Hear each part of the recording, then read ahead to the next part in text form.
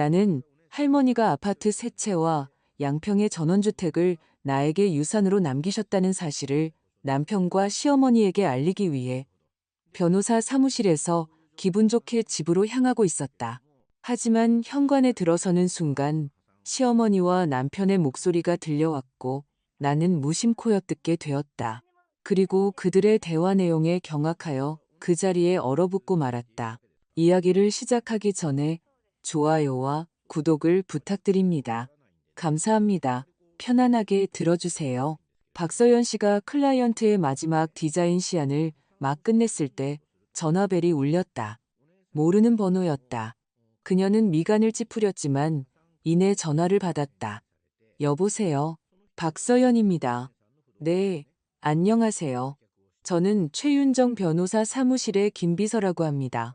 돌아가신 할머님 이정순 여사님의 유산 상속 문제로 저희 사무실에 한번 방문해 주셔야겠습니다. 서연은 전화기를 귀에 댄 채 굳어버렸다. 유산? 할머니는 4개월 전인 2월에 돌아가셨다. 장례는 조촐했다. 서연과 할머니가 평생을 사셨던 낡은 다세대 주택의 이웃 몇몇이 전부였다. 무슨 유산이란 말인가? 확실한가요? 저희 할머니는 가진 게 거의 없으셨어요. 금천구에 있는 작은 방 한 칸이 전부였는데요. 박서연 씨, 자세한 내용은 전화로 말씀드리기 어렵습니다. 신분증을 가지고 직접 오셔야 합니다. 저희는 6시까지 근무하니 오늘이라도 오실 수 있습니다. 알겠습니다. 1시간 안에 가겠습니다. 서연은 전화를 끊고 허공을 응시했다. 이상한 일이었다. 할머니는 평생 공장에서 평범한 기술자로 일하셨고 쥐꼬리만 한 연금으로 모든 것을 아끼며 사셨다. 도시 외곽에 있는 할머니의 작은 방은 수십 년은 된 낡은 가구들로 채워져 있었다. 새 냉장고 하나를 사기 위해 인연을 꼬박 모으셨던 분이다. 서연은 자리에서 일어나 집 안을 서성였다. 남편 민중과 9년째 월세로 살고 있는 이 작은 투룸 아파트. 9년. 그녀는 창가에 멈춰 서서 맞은편의 잿빛 아파트 단지를 바라보았다. 결혼했을 때 그녀는 23, 남편은 25이었다. 둘 다 이건 잠시뿐이라고 곧 돈을 모아 우리 집을 사고 아이도 낳을 거라고 믿었다.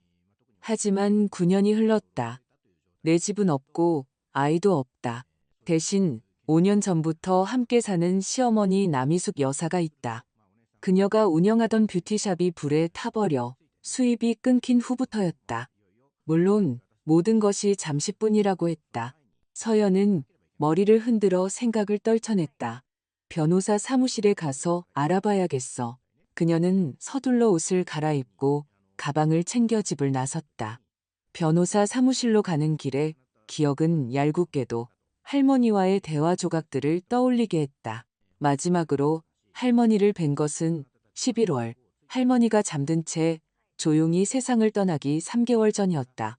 그때 할머니는 낡은 안락의자에 앉아 또 다른 목도리를 뜨개질하며 흐릿해진 눈으로 손녀를 바라보다 문득 물으셨다. 서연아, 너는 그 집에서 주인이냐, 손님이냐? 네? 서연은 이해하지 못했다. 네가 사는 그 집 말이다. 내 집처럼 느껴지니 아니면 남의 집 같니? 서연은 그저 웃으며 민중과 함께 사는 우리 집이라고 둘러댔다. 할머니는 고개를 저으셨지만 아무 말 없이 뜨개질을 계속하셨다. 그보다 전인 여름, 서연이 베란다에 낡은 물건 정리를 도우러 갔을 때 할머니는 갑자기 시어머니에 대해 말씀하셨다. 내 시어머니, 나 여사 말이다. 너희 집에 온 지 꽤 됐지. 벌써 5년이나 됐어요. 할머니, 전에 말씀드렸잖아요. 샵이 불타서 보험도 못 받고 수입이 끊기셨다고요. 그래서 저희 집으로 오신 거예요. 다시 자리 잡으시면 나가실 거예요. 지금 다른 샵에서 일하면서 새로 가게 낼 돈 모으고 계세요. 할머니는 콧방귀를 뀌셨다. 5년을 모았으면 앞으로 5년은 더 모으겠구나. 그런 사람들은 절대 돈 못 모은다. 서연아, 그들은 남아야 할 이유를 항상 만들어내지. 할머니, 왜 그런 말씀을 하세요? 민준 씨 어머니시잖아요. 그러니까 하는 말이다. 그때 서연은 할머니의 말을 이해하지 못했고, 심지어 늙고 까다로워지셨다고 생각하며 서운해하기까지 했다. 하지만 지금 버스 창밖을 보며 그녀는 할머니가 그 말을 할 때의 억양을 떠올렸다. 거기에는 악의가 아니라 슬픔이 담겨 있었다. 변호사 사무실은 도심의 오래된 벽돌 건물에 있었다. 서연은 3층으로 올라가 해당 사무실을 찾았다. 문패에는 최윤정 변호사라고 적혀 있었다. 전화를 했던 김 비서가 그녀를 반갑게 맞아 사무실 안으로 안내했다. 최윤정 변호사는 지적인 갈색 눈을 가진 키가 크고 흰머리가 희끗한 여성이었다. 그녀는 서연과 악수를 나누고 자리에 앉기를 권했다. 박서연 씨, 많이 놀라셨을 겁니다. 할머님 이정순 여사께서 2년 전에 유언장을 작성해 두셨습니다. 그 유언에 따라 할머님의 모든 재산은 박서연 씨에게 상속됩니다. 금천구에 있는 그 방 말인가요? 최 변호사는 미소 지었다. 그것만이 아닙니다. 이 서류들을 확인해 보시죠. 그녀는 서류철을 펼쳐 책상 위에 등기부등본을 하나씩 내려놓았다. 서연은 도장과 서명, 숫자들을 보면서도 자신의 눈을 믿을 수 없었다. 부동산 소유권 증명서, 노원구의 42제곱미터 아파트, 또 다른 증명서, 마포구의 38제곱미터 오피스텔, 세 번째, 중구의 35제곱미터 빌라, 그리고 마지막, 서울에서 50km 떨어진 양평의 전원주택과 토지. 이건 뭔가 잘못된 거예요. 서연이 숨을 헐떡였다. 할머니는 이런 돈이 없으셨어요. 평생 동전한 잎까지 세면서 사셨다고요. 바로 그렇기 때문에 이 재산을 모으실 수 있었던 겁니다. 최 변호사가 부드럽게 대답했다. 이정순 여사께서는 30년 전 90년대에 집값이 저렴할 때부터 부동산을 사기 시작하셨습니다. 첫 아파트는 젊을 때부터 모은 돈으로 사셨고 그 집을 월세로 내놓아 돈을 모아 몇 년 뒤 두 번째, 그리고 세 번째 집을 사셨습니다. 전원주택은 8년 전에 마지막으로 구입하셨고요. 그런데 왜 저는 아무것도 몰랐을까요? 할머님께서는 당신이 돌아가신 후에야 알기를 원하셨습니다. 그게 당신에게 더 좋을 거라고, 그래야 올바른 선택을 할 수 있을 거라고 말씀하셨죠. 서연은 정보를 소화하며 침묵했다. 아파트 세 채, 전원주택. 할머니는 낡은 다세대 주택에 살면서 음식값을 아끼고 낡은 옷을 꿰매 입으셨는데 아파트가 세 채나 있었다니. 모든 집은 월세로 내놓으셨던 건가요? 네, 월세 수입은 통장으로 입금되었고 그 통장 역시 서연 씨에게 상속됩니다. 현재 약 8천만 원 정도가 있습니다. 마지막 세입자들은 할머니께서 돌아가신 후인 1월에 모두 나갔습니다. 지금은 집들이 모두 비어 있습니다. 8천만 원. 서연은 책상 끝을 붙잡았다. 머리가 어지러웠다. 물 좀 드릴까요? 변호사가 걱정스럽게 물었다. 아니요, 괜찮습니다. 그냥 너무 갑작스러워서요. 최 변호사는 이해한다는 듯 고개를 끄덕였다. 이정순 여사께서는 정말 대단한 분이셨습니다. 목표 의식이 뚜렷하고 성견 지명이 있으셨죠. 2년 전 유언장을 작성하러 오셨을 때 모든 것을 아주 상세하게 설명해 주셨어요. 손녀가 누구에게도 꺾이지 않도록 기댈 버팀목이 있어야 한다고요. 버팀목이요? 서연이 되물었다. 네, 그리고 이것도 전해달라고 하셨습니다. 변호사는 서랍에서 봉인된 편지 봉투를 꺼냈다. 봉투 위에는 떨리는 필체로 우리 서연이에게 서류 절차를 마친 후에 열어볼 것이라고 쓰여 있었다. 서연은 봉투를 받아들었다. 종이는 두툼하고 약간 누렇게 변해 있었다. 손이 떨렸다. 지금 읽으셔도 되고 집에 가서 읽으셔도 됩니다. 편하신 대로 하세요. 최 변호사가 말했다. 저는 그동안 상속권리 증명서를 준비하겠습니다. 취득세를 납부하셔야겠지만 그건 형식적인 절차입니다. 나머지는 이미 다 준비되었습니다. 서연은 고개를 끄덕였다. 손가락이 저절로 봉투를 찢었다. 안에는 글씨가 빽빽하게 적힌 종이 몇 장이 들어있었다. 어릴 적부터 익숙한 할머니의 필체였다. 사랑하는 내 손녀 서연아, 네가 이 편지를 읽고 있다면 나는 이미 내 곁에 없겠구나. 울지 마라, 아가야. 나는 긴 인생을 살았고 너를 위해 할 수 있는 모든 것을 했다는 걸 알기에 평온하게 떠난다. 아마 너는 지금 알게 된 사실에 충격을 받았겠지. 아파트 세 채와 전원주택, 그리고 통장에 있는 돈. 너는 내가 왜 이걸 숨겼는지, 왜 그렇게 검소하게 살았는지 궁금할 거다. 대답해 주마. 나는 아무도 때가 되기 전에 알기를 원치 않았다. 사람들은 돈 냄새를 맡으면 변한단다. 가장 가까운 사람조차도. 서연아, 나는 지난 몇 년간 너를 지켜보았다. 네가 결혼하며 행복에 빛나던 모습도. 그리고 점차 그 빛을 잃고 조용하고 눈에 띄지 않게 변해가는 모습도 보았지. 3년 전 네가 그 대기업에서 아트 디렉터 자리를 제안받았던 것 기억하니? 좋은 연봉에 승진 기회까지 너는 거절했지. 시어머니가 아프셔서 집에 있으면서 돌봐드려야 한다고. 그런데 한 달 뒤 나는 우연히 신문 광고를 봤단다. 내 시어머니가 뷰티샵 2호점을 연다는 광고였어. 무슨 병이었을까, 서연아? 친구들과의 만남을 끊었던 것도 기억하니? 민준이가 네가 늦는 걸 싫어한다고 했지. 그러면서 정작 그는 매주 금요일 밤이면 자정이 넘도록 친구들과 당구장에 갔잖니. 네가 서울에서 열리는 전문성 향상 과정에 가고 싶어 했을 때 시어머니는 네가 가족을 버린다며 난리를 쳤지. 너는 결국 나는 이 모든 것을 보면서도 침묵했다. 내가 말해봤자 내가 믿지 않을 거라는 걸 알았기 때문이야. 너는 남편과 시어머니를 감싸고 내가 늙어서 아무것도 모른다고 하겠지. 하지만 이제 너에게는 선택권을 줄 수 있는 것이 생겼다. 아파트 세 채, 전원주택, 그리고 돈. 이건 그냥 부동산이 아니야, 서연아. 이건 내 자유란다. 만약 네가 민준이를 사랑하고 그 결혼 생활이 행복하다면 그대로 살아라. 하지만 이제는 갈 곳이 없어서가 아니라 네 자신의 선택으로 사는 거다. 만약 네가 더 나은 대우를 받을 자격이 있다고 깨닫게 된다면 너는 떠날 곳이 있을 거다. 머리 둘 곳이, 그것도 여러 채가 있을 거야. 그리고 한 가지 더, 아가야. 아주 중요한 거다. 네가 유산에 대해 알게 된 후 주변 사람들이 변할 수 있다. 이상한 말이나 부탁, 제안이 시작될 수도 있어. 만약 불쾌하거나 무서운 말을 듣게 되더라도 서둘러 반응하지 마라. 소리치거나 울거나 비난하지 말고 먼저 들어주고 그들이 말을 끝내게 해.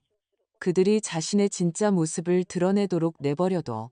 사람들은 아무도 자신을 보거나 듣지 않는다고 생각할 때, 네가 모를 거라고 여길 때 비로소 진정한 얼굴을 드러내는 법이란다.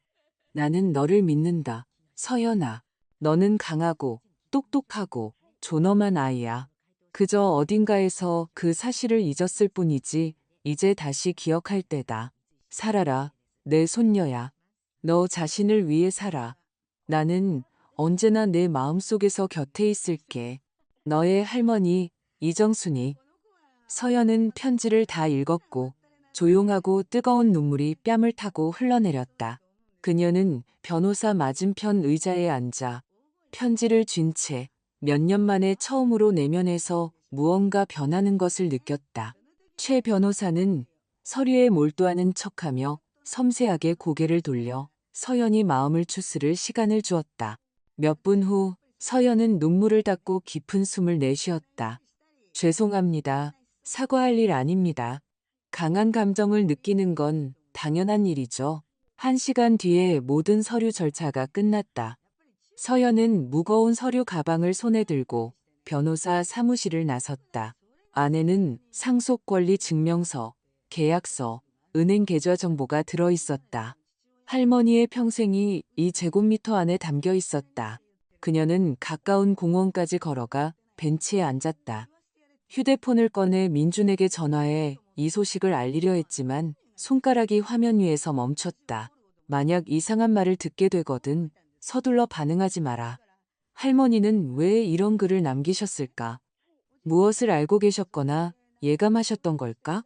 서연은 휴대폰을 다시 가방에 넣었다.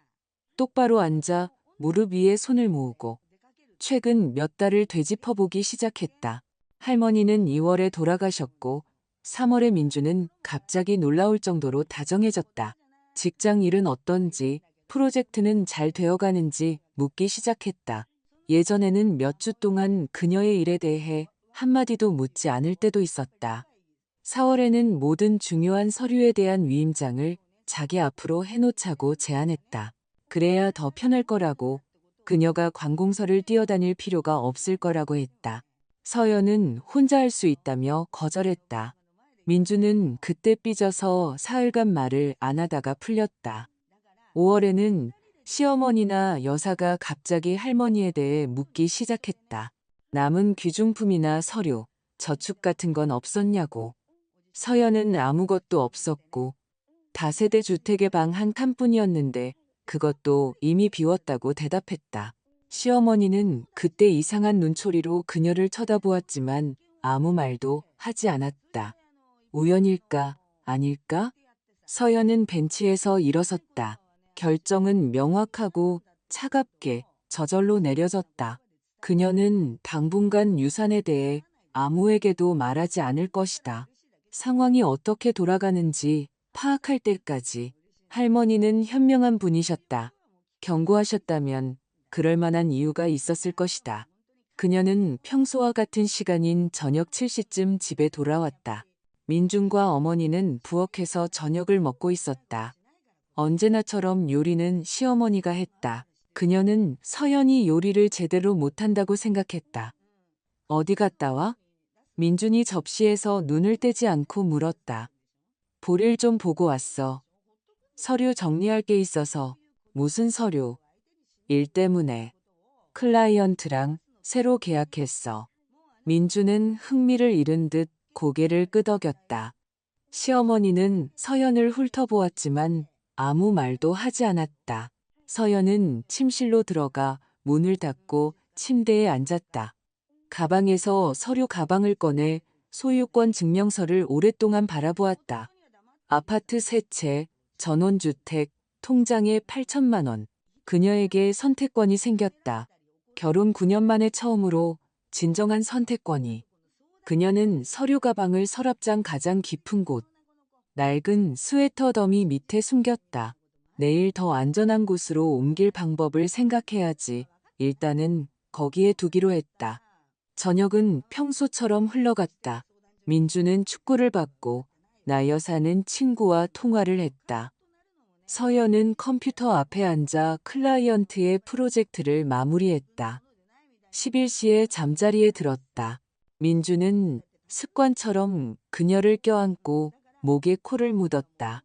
서연은 눈을 뜬 채 어둠을 응시하며 할머니와 편지, 그리고 지금 머릿속에서 경종처럼 울리는 말들을 생각했다. 사람들은 아무도 보지 않는다고 생각할 때 진정한 얼굴을 드러낸다. 그녀는 옆으로 돌아 누워 눈을 감았다. 내일은 새로운 날이다.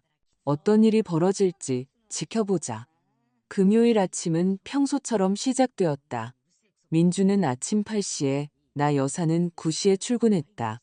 서연은 집에 혼자 남았다. 그녀는 재택근무를 해서 스케줄이 자유로웠다. 그녀는 컴퓨터 앞에 앉아 이메일을 열고 클라이언트에게 프로젝트가 완료되었다고 알리며 파일을 전송했다. 그리고 새로운 작업을 시작했지만 집중할 수 없었다. 생각은 어제의 일, 할머니의 편지, 유산으로 되돌아갔다. 11시쯤 서연은 자리에서 일어나 집안을 서성였다. 시어머니의 방을 들여다보았다. 깔끔하게 정돈된 침대, 협탁 위에는 뷰티 잡지 몇 권이 놓여 있었다. 벽에는 민준의 어릴 적부터의 사진들이 걸려 있었다. 그녀, 서연과 함께 찍은 사진은 단 한 장도 없었다. 마치 며느리는 존재하지 않는 사람처럼 그녀는 나와서 문을 닫고 부엌으로 갔다. 물 한 잔을 따라 식탁에 앉아 창밖을 바라보았다. 이제 그녀의 것이 된 새 채의 아파트를 보러 가야 했다. 상태가 어떤지, 뭐가 있는지, 내일쯤 그중 하나인 노원구 아파트에 가봐야겠다. 하지만 바로 그 순간 현관문이 쾅 닫히는 소리가 났다. 서연은 깜짝 놀라 돌아보았다. 누구지? 민주는 6시까지, 나 여사는 7시까지 일하는데. 그녀는 소리 없이 일어나 복도로 나가 귀를 기울였다. 시어머니 방에서 목소리가 들려왔다. 두 개의 목소리, 남자와 여자, 민준과 나 여사였다. 그런데 왜 집에 있지? 왜 출근하지 않았지? 서연은 벽에 기댄 채 무슨 일이냐고 물으러 들어가려던 참이었다. 하지만 그 순간 핏기가 가시는 한마디를 듣고 말았다. 그 할망구 죽은 지 4개월 됐어. 내가 구청 지적과에서 일하는 친구 통해서 알아봤는데 그 여자 명의로 아파트가 3채나 있었대. 3채에다 양평 전원주택까지 전부 월세 놓고 있었던 거야. 거기서 굴러다녔을 돈이 얼마겠어? 날카롭고 만족스러운 나 여사의 목소리였다. 서연은 복도 벽에 등을 기댔다. 심장이 너무 크게 뛰어 그들이 들을 것만 같았다. 진짜요? 민준이 되물었다. 아파트가 3채나? 완전 빈털터리인 줄 알았는데 내 마누라가 멍청해서 자기도 몰랐던 거지. 그 이정순이라는 여자가 평생 조용히 돈을 모은 거야. 영악한 늙은 여우였지. 인정할 건 해야 해. 근데 유 원장은 확실히 서연이 앞으로 되어 있어. 그 할망구한테 다른 친척은 없었거든. 어머니는 그 아파트에 대해 어떻게 아셨어요? 말했잖아, 구청 친구. 고등학교 동창인데. 내가 걔 네일아트를 공짜로 해주거든. 걔는 나한테 정보를 주고. 쓸만한 거래지. 잠시 침묵이 흘렀다. 서연은 누군가 방 안을 서성이는 소리와 마룻바닥 삐걱이는 소리를 들었다. 그럼 서연이도 곧 알게 되겠네요. 민준이 생각에 잠긴 듯 말했다. 바로 그거야. 그래서 걔가 정신 차리기 전에 우리가 빨리 움직여야 해. 무슨 말씀이세요? 나 여사는 코웃음을 쳤다. 이런 기회를 놓칠 수 없다는 말이지. 민준아, 지금 서울의 소형 아파트 3채가 얼마인지 알아? 아무리 싸게 잡아도 20억은 넘어. 20억? 양평 주택도 땅 괜찮으면 4, 5억은 할 거고. 서연은 민준이 휘파람을 부는 소리를 들었다. 금액이 장난 아니네요. 장난 아니지. 그리고 이 돈이 우리 거, 아니, 내 거가 될 수 있다는 거야. 그럼 결국 내 거도 되는 거고. 어머니, 잠깐만요. 유산은 서연이 앞으로 되어 있잖아요. 법적으로 걔 개인 재산인데 제가 그냥 달라고 할 수는. 걔가 원하지 않으면 안 되지. 나 여사가 말을 잘랐다. 하지만 여기서부터가 재밌어지는 거야. 내 말 잘 들어. 내 마누라가 유산에 대해 알고 모든 서류 절차를 마치자마자 너는 아주 다정하고 부드럽게 가족적으로 얘기를 꺼내야 해. 우리는 가족이고 미래를 생각해야 할 때라고 말이야. 그리고 그 집들을 팔자고 제안해. 부동산 3개를 관리하는 건 세금, 관리비, 수리비 때문에 돈이 많이 든다고 설명해. 팔아서 그 돈을 사업에 투자하자고 하는 거야. 예를 들어, 너 항상 카센터 차리고 싶어 했잖아. 맞지? 뭐, 꿈은 그랬죠. 그래, 바로 그 얘기를 해. 네 사업 시작할 종잣돈이 필요하다고. 월급쟁이 매니저로는 평생 이 월세집에서 살아야 할 거라고. 사업을 시작하면 제대로 된 돈을 벌 수 있고, 안정되면 마침내 아이도 가질 수 있다고 말이야. 안 팔려고 할 거예요. 민준이 자신 없게 반박했다. 할머니 집인데 추억이 어쩌고 하겠죠. 제대로 압박하면 팔게 되어 있어.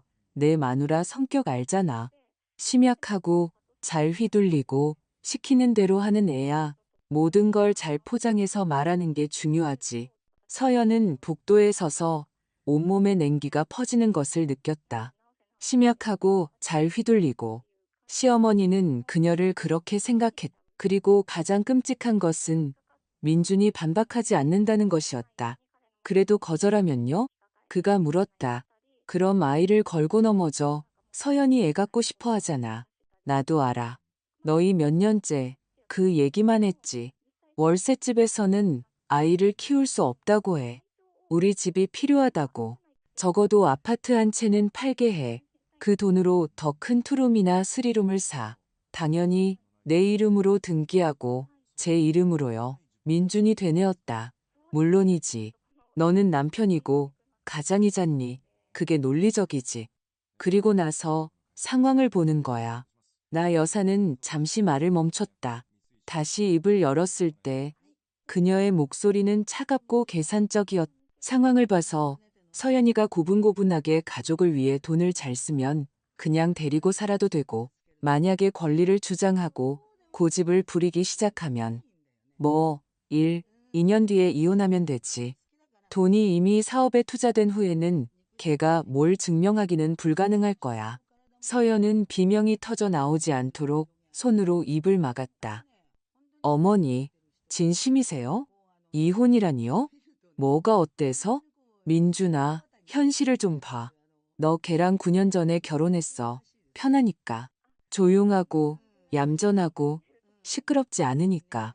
근데 걔는 아무 매력이 없잖아. 튀지도 않고, 재미도 없고, 재택근무하면서 푼돈이나 벌고, 집안일도 제대로 안 하고, 내가 너희랑 5년째 사는데, 걔보다 내가 살림을 더 많이 하겠다. 서연은 눈을 감았다.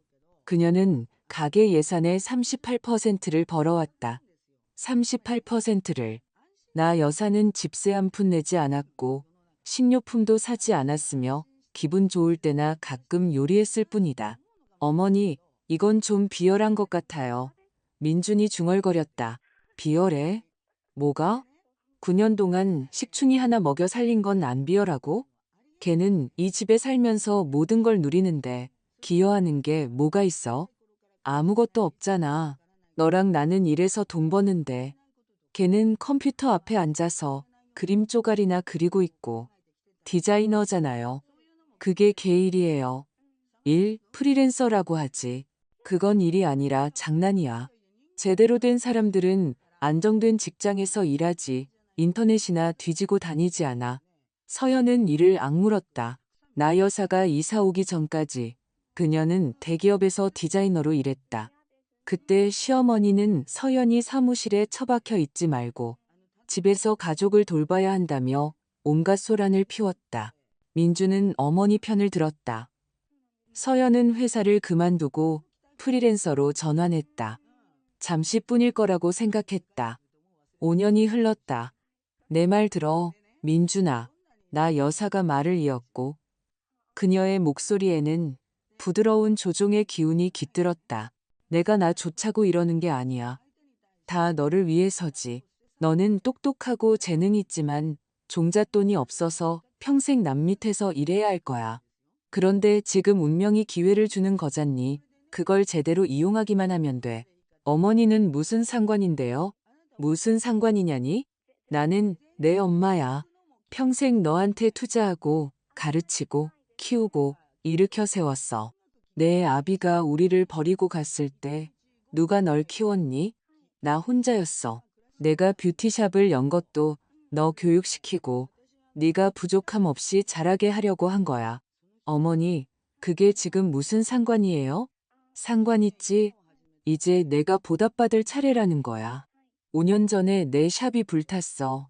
나는 아무것도 남지 않았지. 내가 너희 월세 투룸에서 사는 게 좋다고 생각하니? 나도 새 샵을 열고 싶어. 제대로 된 큰 샵을. 이 아파트 판 돈이 너와 나의 기회라는 거야. 그러니까 서연이 아파트를 팔아서 어머니 샵이랑 제 카센터에 돈을 투자하자는 말씀이세요? 바로 그거야. 너는 카센터를 열고 나는 샵을 열고 둘 다 자립하는 거지. 서연이는 뭐 가족 사업에 참여하게 된 걸 기뻐하게 놔두고 민주는 침묵했다.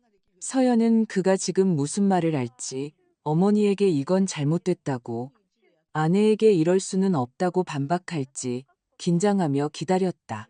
하지만 그는 전혀 다른 말을 했다. 아파트 세 채를 다 팔게 하려면 어떻게 설득해야 하죠? 자기 앞으로 하나는 남기고 싶어 할지도 모르는데요. 서연의 가슴속 모든 것이 무너져 내렸다. 그는 그냥 동의했다. 별다른 저항도 없이.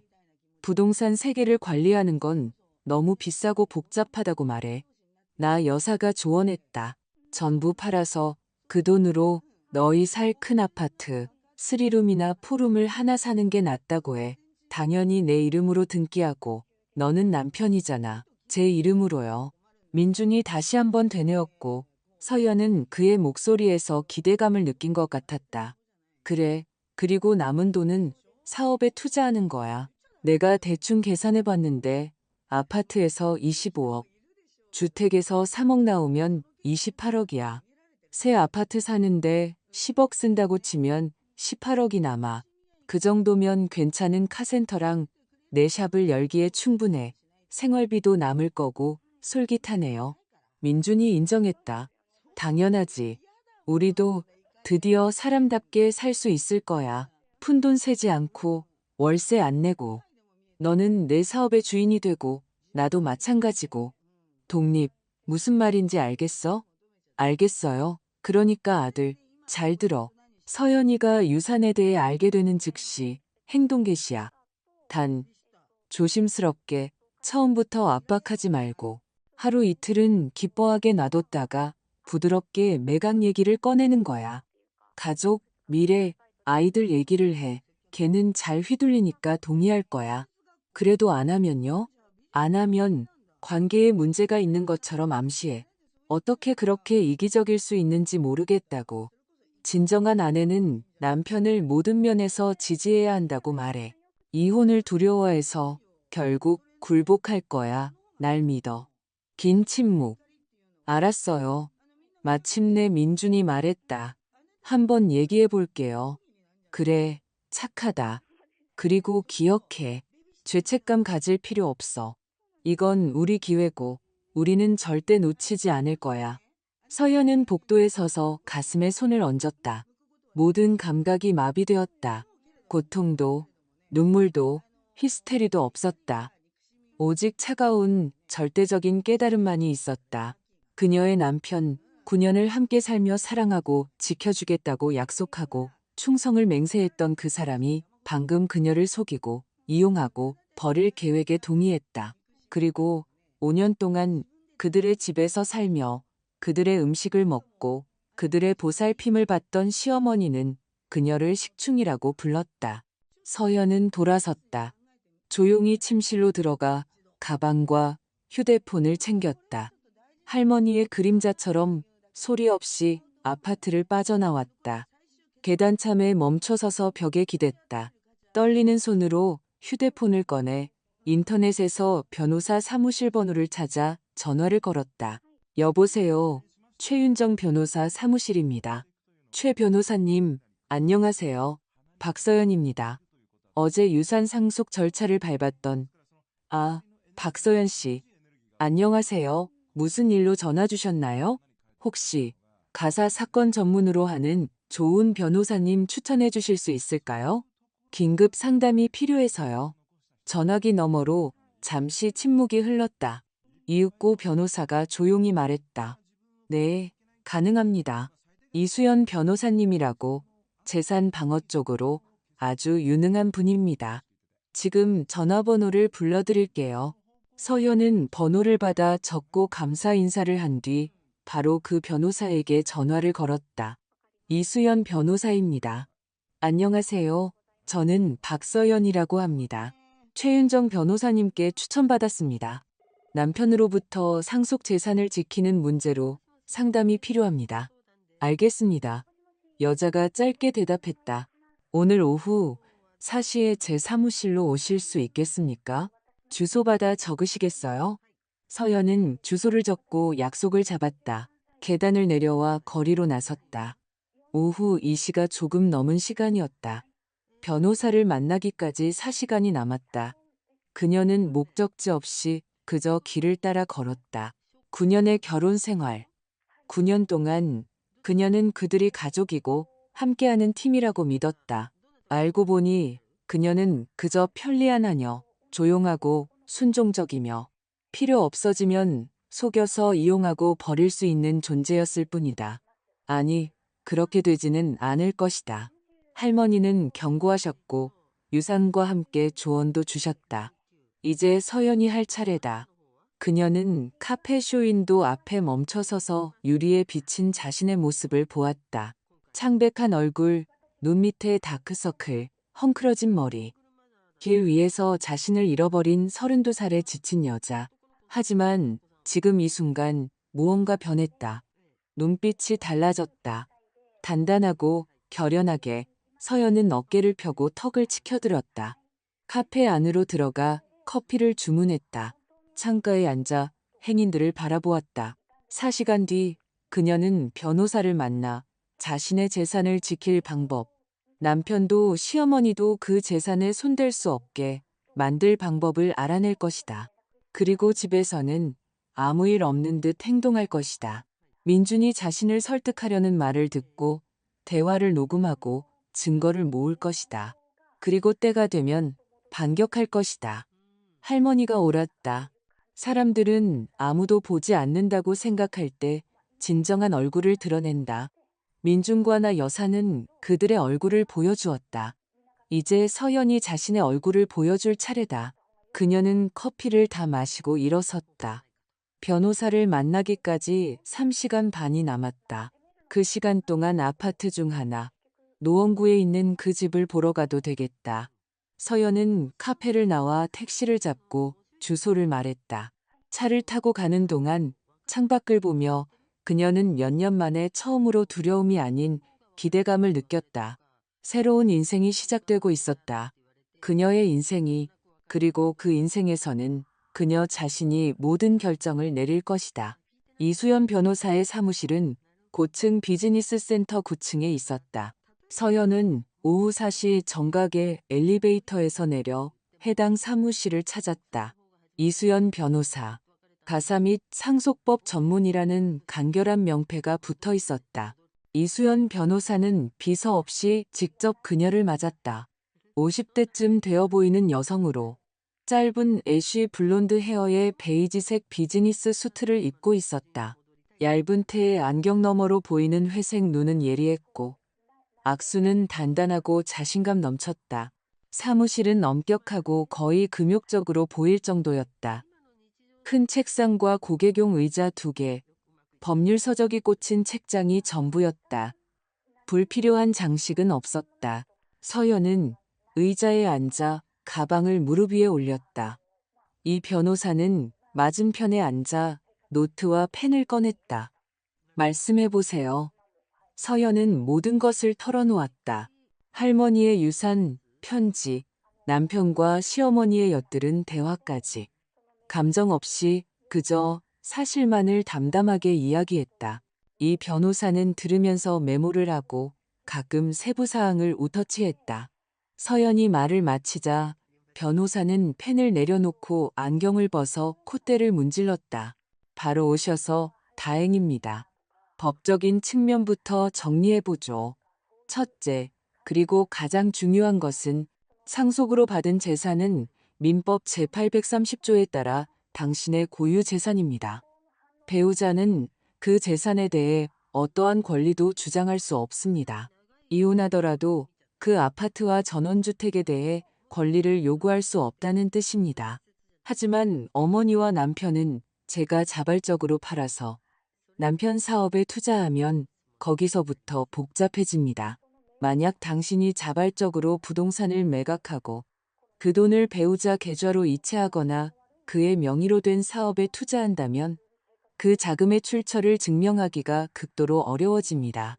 특히 시간이 지나고 다른 자금과 섞이면 더욱 그렇죠. 이혼 시 법원은 그 자금을 부부 공동재산으로 인정할 수도 있습니다. 서연은 고개를 끄덕였다. 그들의 계획은 치밀했다. 제가 어떻게 해야 할까요? 이 변호사는 다시 안경을 쓰고 펜을 들었다. 첫째, 어떤 상황에서도 제 상담 없이는 어떤 서류에도 서명하지 마세요. 증여계약서, 매각동의서, 위임장 등 아무것도요. 배우자가 어떤 서류를 가져오면 검토해 보겠다고 하고 바로 저에게 가져오세요. 알겠습니다. 둘째, 남편과 공동으로 사용하는 은행이 아닌 다른 은행의 개인 계좌를 개설하세요. 아파트를 임대하기로 결정했다면 모든 임대 수입은 그 계좌로 받으세요. 상속 관련 모든 서류와 해당 재산과 관련된 금융 거래 내역은 모두 따로 보관하세요. 아시겠습니까? 셋째, 은행 대여금고를 빌리세요. 상속 관련 모든 서류 사본을 그곳에 보관하세요. 원본도 집에 두지 않는 것이 좋습니다. 친정이나 친구, 원하신다면 제 사무실에 맡기셔도 됩니다. 서연은 시어머니가 항상 그들의 방을 뒤지던 것을 떠올렸다. 이제야 그녀가 무엇을 찾고 있었는지 알 것 같았다. 그렇게 할게요. 넷째, 그리고 이것은 매우 중요합니다. 증거를 수집하세요. 배우자나 그의 어머니가 당신을 압박하거나 협박하거나 조종하려 하면 대화를 녹음하세요. 법적으로 당신은 자신이 참여하는 대화를 녹음할 권리가 있습니다. 이게 유용하게 쓰일 수 있습니다. 제가 녹음하는 걸 알게 되면 어떡하죠? 조심하면 모를 겁니다. 모든 스마트폰에는 녹음 기능이 있습니다. 대화 전에 켜세요. 휴대폰을 주머니나 근처에 두고요. 그런 다음 파일은 제 이메일로 보내세요. 제가 사본을 보관하겠습니다. 서연은 휴대폰을 꺼내 녹음 앱을 열고 시험 삼아 녹음 품질을 확인했다. 소리는 깨끗했다. 질문이 하나 더 있습니다. 그녀가 천천히 말했다. 저희는 월세집에 살고 있어요. 제가 떠나기로 결심하면 갈 곳은 있습니다. 아파트가 세 채나 있으니까요. 하지만 어떻게 하는 것이 현명한 방법일까요? 이 변호사는 그녀를 유심히 바라보았다. 이혼을 고려하고 계신 겁니까? 모든 가능성을 고려하고 있습니다. 변호사는 고개를 끄덕였다. 현명하시군요. 좋습니다. 잘 들으세요. 이혼하기로 결정하면 저를 통해 소송을 제기할 수 있습니다. 제가 모든 서류를 준비해서 당신 이름으로 제출할 겁니다. 배우자는 소장을 받고 나서야 알게 될 겁니다. 공동명의 재산도 없고 자녀도 없으니 이혼은 한두 달, 길어야 2달 안에 빠르게 진행될 수 있습니다. 그가 아파트에 대한 권리를 주장할 수는 없나요? 없습니다. 다시 말씀드리지만 상속재산은 당신의 고유재산입니다. 유일한 위험은 결혼 기간 중에 부부 공동자금으로 해당 부동산에 대한 대규모 리모델링을 해서 가치가 현저히 증가한 경우입니다. 하지만 그것은 입증해야 하고 정말 큰 규모의 투자에만 해당됩니다. 그러니까 제가 살기 위해 아파트 중 하나를 간단히 도배하고 장판을 바꾸는 정도는 해당되지 않는다는 말씀이시죠? 네, 해당되지 않습니다. 일상적인 유지보수나 소소한 수리는 부동산의 정상적인 사용 범위에 속합니다. 서연은 깊게 숨을 들이마셨다가 내쉬었다. 머릿속에 계획이 잡히기 시작했다. 한 가지 더 있습니다. 이 변호사가 덧붙였다. 이혼 전에 아파트 중 한 곳으로 이사하기로 결정하신다면 배우자가 당신을 따라 그곳으로 들어오려고 할 수 있다는 점을 명심하세요. 법적으로 부부는 동거 의무가 있습니다. 그의 출입을 막을 수는 있지만 이혼 절차가 복잡해질 수 있습니다. 먼저 이혼 절차를 밟고 이사하는 것이 좋습니다. 아니면 조용히 이사하고 바로 이혼 소송을 제기하는 방법도 있습니다. 알겠습니다. 그들은 40분 정도 더 이야기를 나누며 모든 세부 사항과 가능한 시나리오를 논의했다. 이 변호사는 자신의 휴대폰 번호가 적힌 명함을 주었다. 상황이 악화되면 언제든지 전화하시고 진행 상황을 알려주세요. 대화 녹음 파일은 명함 뒷면에 적힌 이메일로 보내주시고요. 서연은 감사 인사를 하고 상담료를 지불한 뒤 명확한 머리와 뚜렷한 행동 계획을 가지고 사무실을 나섰다. 가장 먼저 그녀는 이전에 사용하지 않던 은행 지점으로 갔다. 자신의 이름으로 개인 계좌를 개설하고 할머니의 아파트 중 하나인 노원구 주소로 은행 카드를 배송해 달라고 요청했다. 그런 다음 같은 은행에서 대여금고를 빌려 미리 복사해둔 상속 서류 사본을 모두 넣어두었다. 원본은 당분간 자신이 보관하되 집에는 두지 않기로 했다. 내일 대학 동기인 친구 수진에게 가져다 맡길 생각이었다. 서연이 집에 돌아왔을 때는 저녁 7시가 다 된 시간이었다. 민주는 부엌에 앉아 휴대폰을 보고 있었다. 나 여사는 보이지 않았다. 아마 샵에서 늦는 모양이었다. 어디 갔다 왔어? 그가 화면에서 눈을 떼지 않고 물었다. 클라이언트 만나고 왔어. 새 프로젝트 얘기하느라. 아, 그는 세부 사항에 대해 묻지도 않았다. 예전 같았으면 이런 무관심에 서운했을 것이다. 지금은 차가운 안도감만 느껴졌다. 질문이 적을수록 거짓말도 줄어드니까. 그녀는 침실로 들어가 옷을 갈아입고 컴퓨터를 켰다. 일하는 척했다. 사실은 아파트에서 점차적으로 빼내야 할 물건들의 목록을 작성하고 있었다.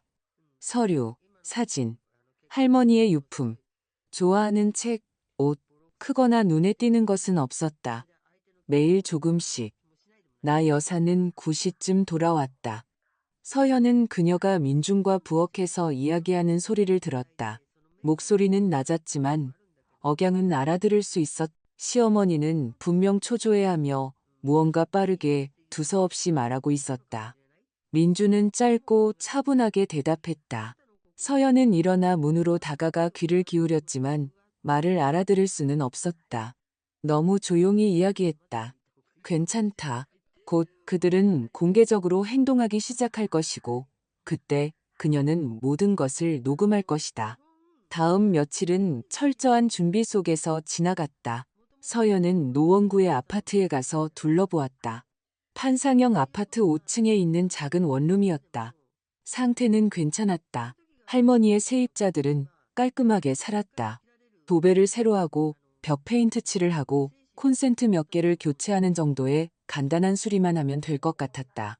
그녀는 인테리어 업체를 찾아 수리를 맡겼다. 2주 안에 끝내주겠다고 했다. 비용은 할머니 통장에 있던 8천만 원에서 지불했다. 동시에 월세집에서 자신의 물건들을 빼내기 시작했다. 큰 가방에 담아 민준과 시어머니에게는 세탁소에 맡기거나 친구에게 빌려주는 것이라고 말했다. 그들은 전혀 신경 쓰지 않았다. 물건들은 노원구 아파트로 옮겨 창고에 쌓아두었다. 일주일이 지났다. 서연은 평소처럼 행동했다. 컴퓨터로 일하고 저녁을 차리고 저녁에는 민준과 함께 TV를 봤다. 유산에 대해서는 한마디도 꺼내지 않았다.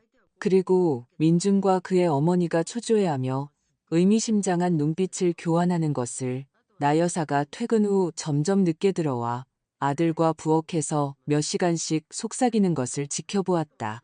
8일째 되던 날 시어머니는 참지 못했다. 저녁 식사 자리에서 그녀는 갑자기 포크를 내려놓고 서연을 쳐다보았다. 서연아, 네 할머니 말이다. 너한테 뭐 남기신 거 없니? 돌아가시고 나서 서연은 천천히 접시에서 눈을 들어 감정 없이 차분하게 시어머니를 바라보았다. 글쎄요. 아무 연락 없었는데요. 이상하네. 나 여사가 말했다. 보통 유언장이 있으면 변호사한테서 친척들한테 연락이 오는데 언젠가 오겠죠. 아직은 조용하네요. 그래도 벌써 4개월이나 지났잖아. 그럴 수도 있죠. 뭐 서류 절차가 복잡한가 보죠. 제가 법을 아는 것도 아니고. 민준이 대화에 끼어들었다. 네가 직접 변호사 사무실에 전화해서 알아볼 수도 있잖아. 혹시 뭐라도 있을지. 왜요? 필요하면 알아서 찾아서 연락하겠죠. 민준 씨, 저는 지금 그 생각 별로 하고 싶지 않아요. 할머니 돌아가신 지 얼마 안 됐잖아요. 마음이 무거워요. 다른 얘기해요. 그녀는 다시 접시로 시선을 떨구고 식사를 계속했다. 나 여사는 아들과 재빨리 눈빛을 교환했다. 서연은 곁눈질로 그것을 보며 미소를 간신히 참았다. 그들은 혼란스러워하고 있었다. 구청의 정보원은 유언장이 있다고 확신했는데 서연은 침묵하고 있다. 정말 모르거나 아니면 숨기고 있거나 그들은 무슨 일이 벌어지고 있는지 이해하지 못하고 있었다. 저녁 식사 후 서연은 그들이 다시 나 여사의 방에서 속삭이는 소리를 들었다. 이번에는 조심스럽게 문에 다가가 휴대폰 녹음 기능을 켜고 문틈에 귀를 댔다. 그 친구가 실수한 거 아닐까? 민준의 목소리였다. 실수 아니야. 내가 직접 등기부등본 출력한 걸 봤어. 거기 분명히 이정순 명의 부동산 3건이라고 적혀 있었어. 유언장은 박서연 앞으로 되어 있고. 그럼 왜 쟤는 아무 말이 없지? 정말 모르거나 아니면 뭔가 의심하고 있거나. 뭘 의심해? 몰라. 우리가 어떻게든 알아챘다고 생각하는 걸지도. 어떻게? 그때 우리 조용히 얘기했잖아. 서연이는 회사 일 때문에 나가 있었고. 확실해? 잠시 침묵. 아마도, 그래, 확실해. 집에 없었어. 내가 확인했어. 좋아, 계획대로 가자. 걔가 유산을 알게 되거나 이미 알았다면 조만간 실토하게 되어 있어. 너무 노골적으로 압박하지 않는 게 중요해. 겁주면 안 되니까. 서연은 문에서 물러나 녹음을 끄고 파일을 저장했다. 이수연 변호사의 이메일로 파일을 보내며 짧은 설명을 덧붙였다. 시어머니와 남편의 대화, 유산에 대해 논의함. 10분 뒤 변호사에게서 답장이 왔다. 받았습니다. 훌륭합니다. 계속 증거를 수집하세요. 다음 날 민준이 행동을 시작했다. 아침 식사 중에 그는 갑자기 미래에 대해 이야기했다. 서연아, 내가 생각해봤는데 우리도 이제 슬슬 아이 문제 진지하게 생각해봐야 하지 않을까? 어떻게 생각해? 서연은 커피잔에서 눈을 들었다. 미리 녹음기를 켜두었다. 휴대폰은 잠옷주머니에 있었다. 아이요? 우리 둘 다 30 넘었잖아. 이제 때가 됐지. 친구들은 다 애가 있는데 우리는 계속 미루고 있잖아. 우리가 미루는 건 월세집에 살아서잖아요. 당신이 항상 먼저 집부터 사야 한다고 했잖아요. 바로 그거야. 그래서 이 문제를 좀 진지하게 다뤄볼 때가 된 것 같아. 우린 아파트 살 돈이 없잖아요. 만약 기회가 생긴다면? 예를 들어, 내가 사업을 시작하는 거야. 카센터. 기억나? 내가 항상 꿈꿨던 거. 괜찮은 종잣돈만 있으면 성공해서 제대로 된 돈을 벌 수 있을 거야. 그러면 아파트도 사고, 아이도 낳고, 서연은 생각에 잠긴 듯 고개를 끄덕였다. 나쁘지 않은 계획이네요. 그런데 종잣돈은 어디서 나요? 민주는 머뭇거렸다. 글쎄, 미친 이자로 대출을 받을까? 아니요, 사양할게요. 그럼 어떻게든 모아볼까? 한 20년은 모아야 할 텐데. 민주는 미간을 찌푸렸다. 분명 다른 반응을 기대했을 것이다. 서연이 혹시 유산이 있다면 스스로 말해주기를 바랐을 것이다. 하지만 그녀는 침묵하며 조용히 커피를 마셨다. 알았어. 좀 더 생각해보자. 그가 중얼거렸다. 서연은 고개를 끄덕이고 일어나 컵을 싱크대에 가져다 놓았다. 민주는 이해할 수 없다는 표정으로 그녀를 쳐다보았다. 이런 대화는 2, 3일에 한 번씩 반복되었다. 민주는 아이, 아파트, 사업 얘기를 번갈아 꺼냈다. 서연은 듣고 고개를 끄덕이고 그러면 좋겠다고 동의했지만 유산에 대해서는 한 번도 언급하지 않았다. 그리고 매번 대화를 녹음했다. 나 여사도 행동에 나섰지만 그녀의 방식은 더 거칠었다. 그녀는 노골적으로 무례하게 굴기 시작했다. 어느 날 저녁, 서연이 저녁을 준비하고 있을 때 시어머니가 부엌으로 들어와 소스를 맛보더니 얼굴을 찌푸렸다. 또 짜게 했네. 너는 미각이 없니? 제 입에는 괜찮은데요. 요리 못하는 사람들한테나 괜찮겠지. 비켜. 내가 마저 할게. 서연은 비켜섰다. 다투지도 쏘아붙이지도 않았다. 그냥 부엌을 나와 시어머니가 저녁을 마무리하게 내버려 두었다. 예전 같았으면 상처받고 속상했을 것이다. 지금은 아무렇지도 않았다. 나 여사가 아무리 무례하게 굴어도 상관없었다. 곧 끝날 일이니까. 며칠 뒤 시어머니는 노크도 없이 민준과 서연의 침실로 들어왔다. 서연은 컴퓨터 앞에 앉아 일하고 있었다. 서연아, 할 얘기가 있다. 네, 말씀하세요.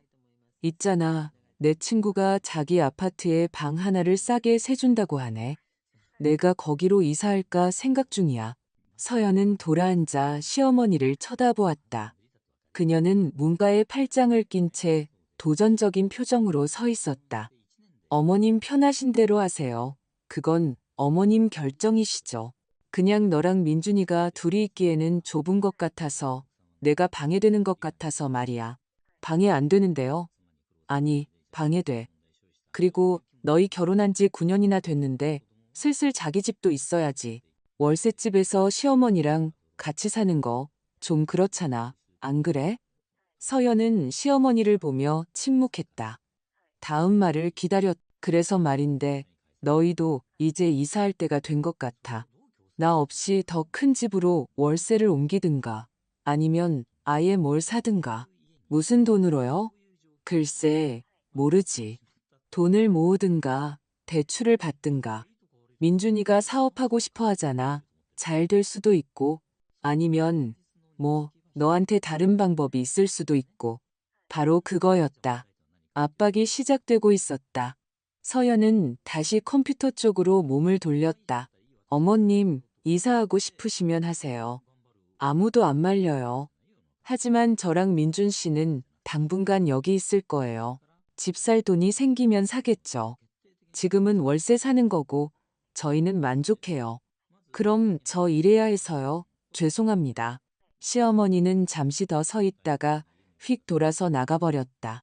서연은 그녀의 방문이 쾅 닫히는 소리를 들었다. 저녁에 그녀는 다시 그들의 대화를 엿들었다. 나 여사는 분노에 차 있었다. 쟤 바보야, 뭐야. 내가 그렇게까지 남영누라. 쟤는 반응이 없어. 어머니, 쟤 정말 아무것도 모르는 거 아닐까요? 그럴 리가 없어. 4개월이나 지났는데. 변호사들은 상속인한테 통지할 의무가 있어. 쟤 알아. 확신해. 그냥 숨기는 거야. 그럼 어떡하죠? 더 세게 압박해야지. 너한테 직접 말하라고 해. 사업 시작하고 싶은데 돈이 필요하다. 방법이 있으면 말해라고. 민주는 침묵했다. 서연은 녹음을 끄고 변호사에게 녹음 파일을 보냈다. 2주가 더 흘렀다. 노원구 아파트의 수리가 끝났다. 서연은 가서 공사 상태를 확인했다. 아파트는 아늑하고 상쾌해졌다. 그녀는 침구, 수건, 식기를 가져다 놓았다. 가게에서 샴푸, 비누, 세제 등 필요한 생필품을 사서 채워 넣고 냉장고도 음식으로 채웠다. 아파트는 입주 준비가 완료되었다. 한편 시어머니와의 관계는 완전히 틀어졌다. 나 여사는 더 이상 적대감을 숨기지 않았다. 기회 있을 때마다 무례하게 굴고 얄미운 말을 하고 갈등을 조장했다. 어느 날 아침 서연은 자신이 아끼던 머그컵이 깨져 싱크대에 산산조각 나 있는 것을 발견했다. 어머님, 제 컵에 무슨 일 있었는지 아세요? 떨어졌어. 설거지하다가 미끄러졌네. 아끼던 건데 아쉽네요. 그냥 컵이잖아. 새로 사면 되지. 할머니 유품이었어요. 그래서 뭐 죽은 사람한테 컵은 필요 없어. 서연은 부엌 문턱에 멈춰서서 시어머니를 길고 차가운 시선으로 바라보았다. 어머님, 제가 여기 사는 건 이 집이 제 남편 집이기 때문이에요. 같이 사는 게 불편하시면 어머님이 직접 나가시면 돼요. 아무도 붙잡지 않아요. 시어머니의 얼굴이 불그락 푸르락해졌다. 네가 감히 어떻게? 저는 민준 씨 어머니세요. 그게 당신한테 무례하게 굴 권리를 주나요? 무례하게 구는 게 아니라 사실을 말하는 거야. 너는 9년 동안 내 아들 등골 빼먹으면서 아무것도 해준 게 없잖아. 저는 가게 예산의 거의 40%를 벌어와요. 어머님은 아무것도 안 하시고요. 그럼 누가 누구 등골을 빼먹고 있는 거죠? 나 여사는 입을 열었다가 닫았다. 대답할 말을 찾지 못했다. 돌아서서 부엌을 뛰쳐나가며 문을 쾅 닫았다. 서연은 아무 일 없다는 듯 세 컵의 커피를 타서 식탁에 앉았다. 마음속은 평온하고 차가웠다.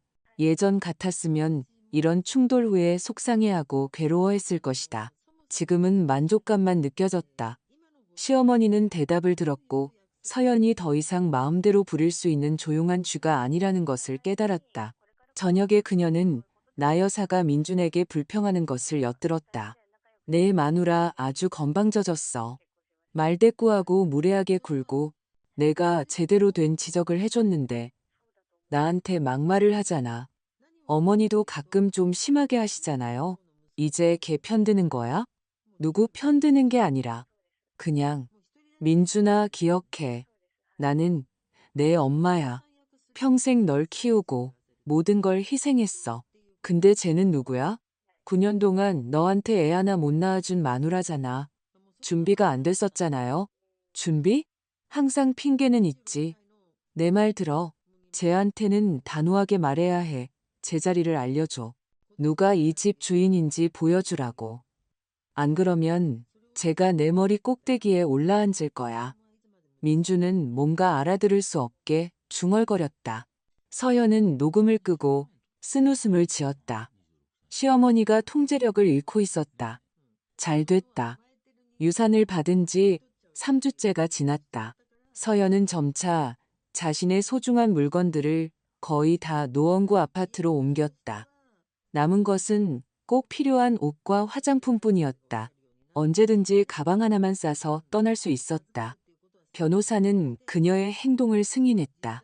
이수연 변호사는 모든 녹음 파일을 듣고 상황을 검토한 뒤 다음 단계인 이혼 소송 제기를 허락했다. 그들의 의도를 입증할 충분한 증거가 있습니다.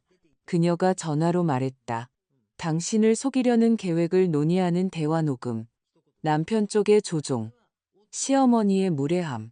이 모든 것이 필요하다면 법정에서 완벽한 그림을 만들어줄 겁니다. 소송을 제기할 준비가 되셨나요? 네, 서연이 단호하게 대답했다. 준비됐어요. 그럼 내일 오셔서 서류를 작성하죠. 다음 날 서현은 변호사를 찾아갔다. 그들은 이혼 소장을 작성하고 필요한 모든 서류를 모았다.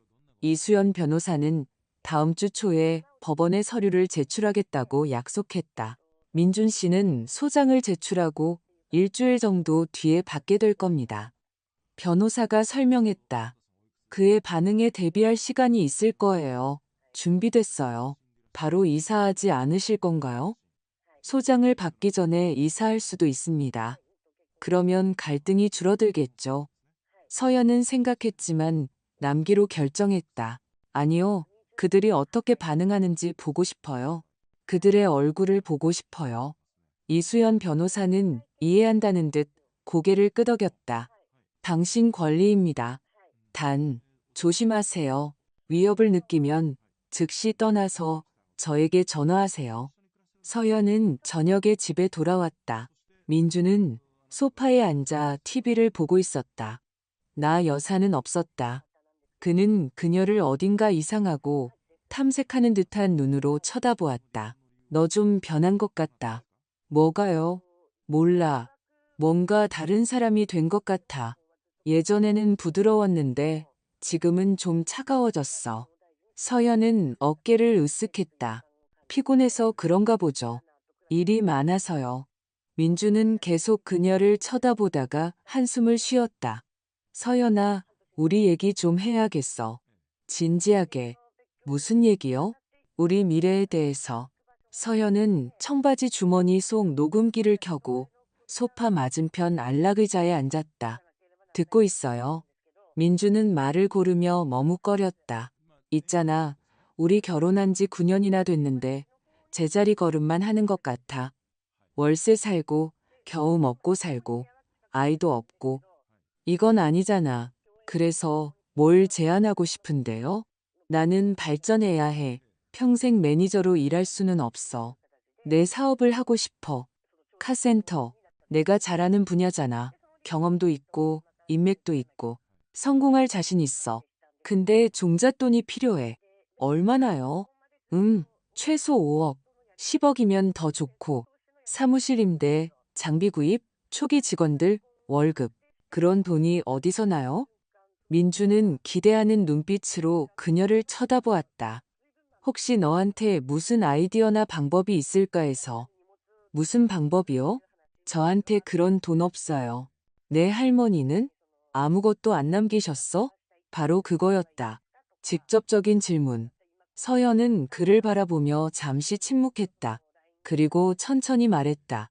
민준 씨, 우리 미래에 대해 생각해 볼 필요가 있겠네요. 그의 얼굴이 환해졌다. 그는 이것을 동의의 표시로 받아들인 것이 분명했다. 나도 그 생각이야. 가족으로서 함께 생각해 보자. 만약 할머니가 뭘 남기셨다면 그게 우리 기회잖아. 우리가 생각해 볼 필요가 있다고 했어요. 서연이 말을 잘랐다. 시간을 좀 줘요. 얼마나? 모르겠어요. 일주일, 이주일. 민주는 만족스럽게 고개를 끄덕였다. 알았어. 생각해봐. 너무 오래 끌지는 말고 기회는 영원하지 않으니까. 서연은 일어나 침실로 들어가 문을 닫았다. 녹음을 끄고 변호사에게 녹음 파일을 보내며 주석을 달았다. 남편이 직접적으로 유산에 대해 물으며 조종하려 함. 1분 뒤 답장이 왔다. 훌륭합니다. 계속 버티세요. 모든 것이 계획대로 진행되고 있습니다. 다음 날인 토요일, 나 여사는 가족 회의라는 것을 열었다. 저녁 식사 후 그녀는 서연과 민준을 부엌 식탁에 앉히고 자신은 맞은편에 앉았다. 자, 그녀가 위험 있게 시작했다. 우리 솔직하게 숨김없이 얘기해야겠어. 서연은 식탁 위에 손을 모은 채 차분하게 그녀를 바라보았다. 녹음기는 켜져 있었다. 서연아, 시어머니가 말을 이었다. 너 할머니한테 유산 받았니? 안 받았니? 직설적인 질문. 정면으로. 서연은 대답을 서두르지 않았다. 나 여사를, 그리고 민준을 쳐다보았다. 그는 시선을 피하며 초조해했다. 왜 물으시죠? 마침내 서연이 입을 열었다. 우리는 가족이니까. 나 여사가 소리쳤다. 가족 중 누군가 다른 사람을 도울 기회가 생기면 그렇게 해야지. 도울 기회요?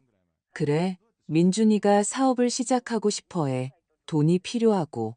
내 할머니가 너한테 뭘 남겨주셨다면 그게 우리 기회잖아. 우리요? 당연히 우리지. 너랑 민준이는 부부잖아. 한 사람의 것은 두 사람 모두의 것이지. 서연은 고개를 저었다. 꼭 그렇지는 않아요. 상속 재산은 받은 사람의 고유 재산이에요. 나 여사는 미간을 찌푸렸다. 네가 그걸 어떻게 알아? 책에서 읽었어요. 책, 잘난 척은. 내 말 들어, 얘야. 가족 사이에는 비밀이나 따로 둔 돈이 있으면 안 돼. 모든 건 공동의 것이야. 할머니가 너한테 아파트나 다른 걸 남기셨다면 너는 남편이랑 나눠야 할 의무가 있어. 의무요? 그래, 너는 걔 아내니까. 서연은 식탁에서 일어나 시어머니를 내려다보았다. 나 여사님, 저는 누구에게도, 특히 어머님께는 아무런 의무도 없습니다. 시어머니는 분노로 얼굴이 붉어지며 벌떡 일어났다. 네가 감히 나한테 그런 식으로 말해? 침착하게 하세요. 저는 어머님의 무례함과 조종을 더 이상 참기 지쳤어요. 이제 그만하세요. 민준아, 나 여사가 비명을 질렀다. 얘가 나한테 어떻게 하는지 들었어? 민준은 고개를 숙인 채 앉아 침묵했다. 민준아, 뭐라도 말해봐. 내 엄마를 모욕하고 있잖아. 그가 천천히 고개를 들어 서연을 보았다. 서연아, 왜 그래? 어머니 말씀이 맞잖아. 우리는 가족이고 서로 도와야지. 돕는다고요. 서연이 되뇌었다. 알겠네요. 그녀는 돌아서서 침실로 향했다. 나 여사가 등 뒤에서 무언가 소리쳤지만 서연은 듣지 않았다. 문을 닫고 잠갔다. 침대에 앉아 녹음을 끄고 변호사에게 파일을 보냈다. 그들이 공개적으로 유산을 내놓으라고 요구합니다. 이제 행동할 때인 것 같습니다. 즉시 답장이 왔다. 동의합니다. 월요일에 이혼 소송 서류를 제출하겠습니다. 힘내세요. 서연은 침대에 누워 천장을 응시했다. 문 밖에서는 시어머니가 계속 소리를 지르고 있었다. 민주는 그녀를 진정시키며 무언가 말했다. 며칠만 더 지나면 모든 것이 변할 것이다. 할머니가 옳았다. 사람들은 자신의 진짜 얼굴을 드러냈다. 그리고 이제 서연은 무엇을 해야 할지 알았다. 그녀는 눈을 감고 깊게 숨을 들이쉬었다. 가슴속은 평온하고 차갑고 명료했다. 게임은 계속되고 그녀는 이길 작정이었다. 서연은 침실 침대에 앉아 문 밖의 목소리가 잦아드는 것을 들었다. 나 여사는 마침내 진정하고 소리 지르기를 멈췄다. 민준이 그녀에게 조용하고 달래는 듯한 목소리로 무언가 말했다. 이윽고 발소리가 들리고 시어머니 방문이 닫히는 소리가 났다. 정적, 서연은 휴대폰을 보았다. 이수연 변호사의 메시지. 월요일 오전 10시에 법원에 서류를 제출합니다. 일주일 뒤쯤 남편의 반응에 대비하세요. 오늘은 토요일. 그럼 9일 뒤에 민주는 이혼 소장을 받게 될 것이다. 9일 동안 그녀는 여기서 더 머물며 그들이 돈에 접근하려는 시도를 지켜볼 수 있다. 아니면 어쩌면 모든 것을 더 일찍 끝내야 할지도 모른다. 그녀는 한 달 전 모든 것이 변했던 바로 그날을 떠올렸다. 할머니가 아파트 세 채와 전원주택을 유산으로 남기셨다는 사실을 남편과 시어머니에게 알리기 위해 변호사 사무실에서 기분 좋게 돌아오던 그날. 하지만 현관에 들어섰을 때 시어머니와 남편의 목소리를 듣고야 듣기로 결심했다. 그리고 들려온 말에 경악하여 얼어붙고 말았다. 그때 복도에 서서 가장 가까운 사람들이 자신을 속이고 버릴 계획을 짜는 것을 듣던 그 순간 마음속 무언가가 부서졌다. 고통이나 비명 없이 너무 오랫동안 당겨져 낡은 밧줄이 끊어지듯 조용하고 완전하게. 그리고 한 달이 지난 지금 그녀는 그날 시작된 일을 끝낼 준비가 되었다. 서연은 침대에서 일어나 창가로 다가갔다. 밖은 어두워지고 가로등이 켜졌다. 아래에서는 아이들이 웃으며 숨바꼭질을 하고 있었다. 평범한 토요일 저녁. 누군가에게는 평범하지만 그녀에게는 이 아파트에서의 마지막 저녁이었다. 그녀는 옷장에서 작은 여행 가방을 꺼내 남은 짐을 챙기기 시작했다. 화장품 파우치, 티셔츠 몇 장, 청바지, 속옷. 나머지는 이미 노원구 아파트에 있었다. 이 가방이 마지막이었다. 짐을 다 싸고 가방을 닫아 문 옆에 세워두었다. 그리고 휴대폰을 들어 이 변호사에게 메시지를 보냈다. 내일 이사합니다. 이 연극을 끝낼 때가 된 것 같습니다. 1분 뒤 답장이 왔다. 지지합니다. 행동하세요. 저는 항상 대기하고 있겠습니다. 서연은 침실에서 나오지 않고 잠자리에 들었다. 민주는 노크도 대화를 시도하지도 않았다. 거실 소파에서 잤다. 아마도 어머니가 아내에게 생각할 시간을 주라고 말했을 것이다. 그녀가 생각하고 있다고 그들은 그렇게 믿게 놔두자. 일요일 아침은 늦게 시작되었다. 서연은 9시에 일어나 옷을 입고 머리를 빗고 가방을 챙겨 침실을 나섰다. 부엌에는 민준과 나 여사가 앉아 커피를 마시고 있었다. 가방을 든 그녀를 보고 둘은 서로를 쳐다보았다. 어디가? 민준이 물었다. 친구 집에 며칠 다녀오려고. 어떤 친구? 수진이. 좀 쉬고 생각 좀 해야겠어. 나 여사는 눈을 가늘게 떴다. 무슨 생각? 서연은 그녀를 오랫동안 쳐다보았다. 미래에 대해서요. 앞으로 어떻게 해야 할지. 시어머니는 만족스러운 표정으로 고개를 끄덕였다. 계획이 먹히고 있다고, 서연이 압박에 무너지고 있다고 생각하는 것이 분명했다. 그래, 잘 생각했다. 잘 생각해봐. 가족이 제일 중요한 거야. 가까운 사람을 위해 희생할 줄도 알아야지. 서연은 대답하지 않고 그냥 돌아서서 아파트를 나섰다. 택시를 타고 노원구 아파트로 가면서 창밖을 보았다. 도시가 깨어나고 사람들이 각자의 일로 바삐 움직이고 있었다. 상점, 카페, 미용실이 문을 열었다. 평범한 사람들의 평범한 삶. 곧 그녀에게도 평범한 삶이 찾아올 것이다. 거짓말도, 조종도, 그녀를 식충이 취급하는 시어머니도 없는 삶. 아파트는 고요함과 까칠한 페인트 냄새로 그녀를 맞았다. 서연은 현관에 가방을 내려놓고 방들을 둘러보았다. 모든 것이 제자리에, 모든 것이 준비되어 있었다. 그녀의 물건들이 옷장에 가지런히 정리되어 있었다. 부엌에는 식기가 놓여 있고 냉장고에는 음식이 있었다. 집, 그녀의 집. 그녀는 소파에 앉아 휴대폰을 꺼내 이 변호사에게 메시지를 보냈다. 이사했습니다. 내일 서류 제출 부탁드립니다. 답장, 네, 10시에 법원에 가겠습니다. 따로 오실 필요는 없습니다. 제가 다 처리하겠습니다. 오후 2시에 제 사무실에서 뵙고 세부 사항을 논의하죠. 서연은 남은 하루를 아파트를 꾸미며 보냈다. 욕실에 수건을 걸고 책장에 책을 꽂고 속옷을 정리했다. 저녁이 되자 모든 것이 준비되었다. 그녀는 자신의 침대, 자신의 아파트에서 일찍 잠자리에 들었다. 꿈도 꾸지 않고 깊이 잠들었다. 월요일은 평온하게 지나갔다. 서연은 컴퓨터로 일하고 클라이언트와 통화하고 프로젝트를 마무리했다. 오후 2시에 이수연 변호사를 찾아갔다. 변호사는 서류철을 들고 그녀를 맞았다. 오늘 아침에 소장을 제출했습니다. 재판은 3주 뒤인 7월 23일로 잡혔습니다. 남편분은 이번 주 아마 목요일이나 금요일쯤 소장을 받게 될 겁니다. 알겠습니다. 전화해서 만나자고 하려 할 겁니다. 어떻게 하실 건가요? 서연은 생각했다. 전화 안 받을 거예요. 해야 할 말은 법정에서 다 할 거니까요.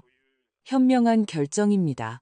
하지만 그가 직접 찾아올 수도 있다는 점은 각오하셔야 합니다. 노원구 아파트 주소를 알고 있나요? 아니요.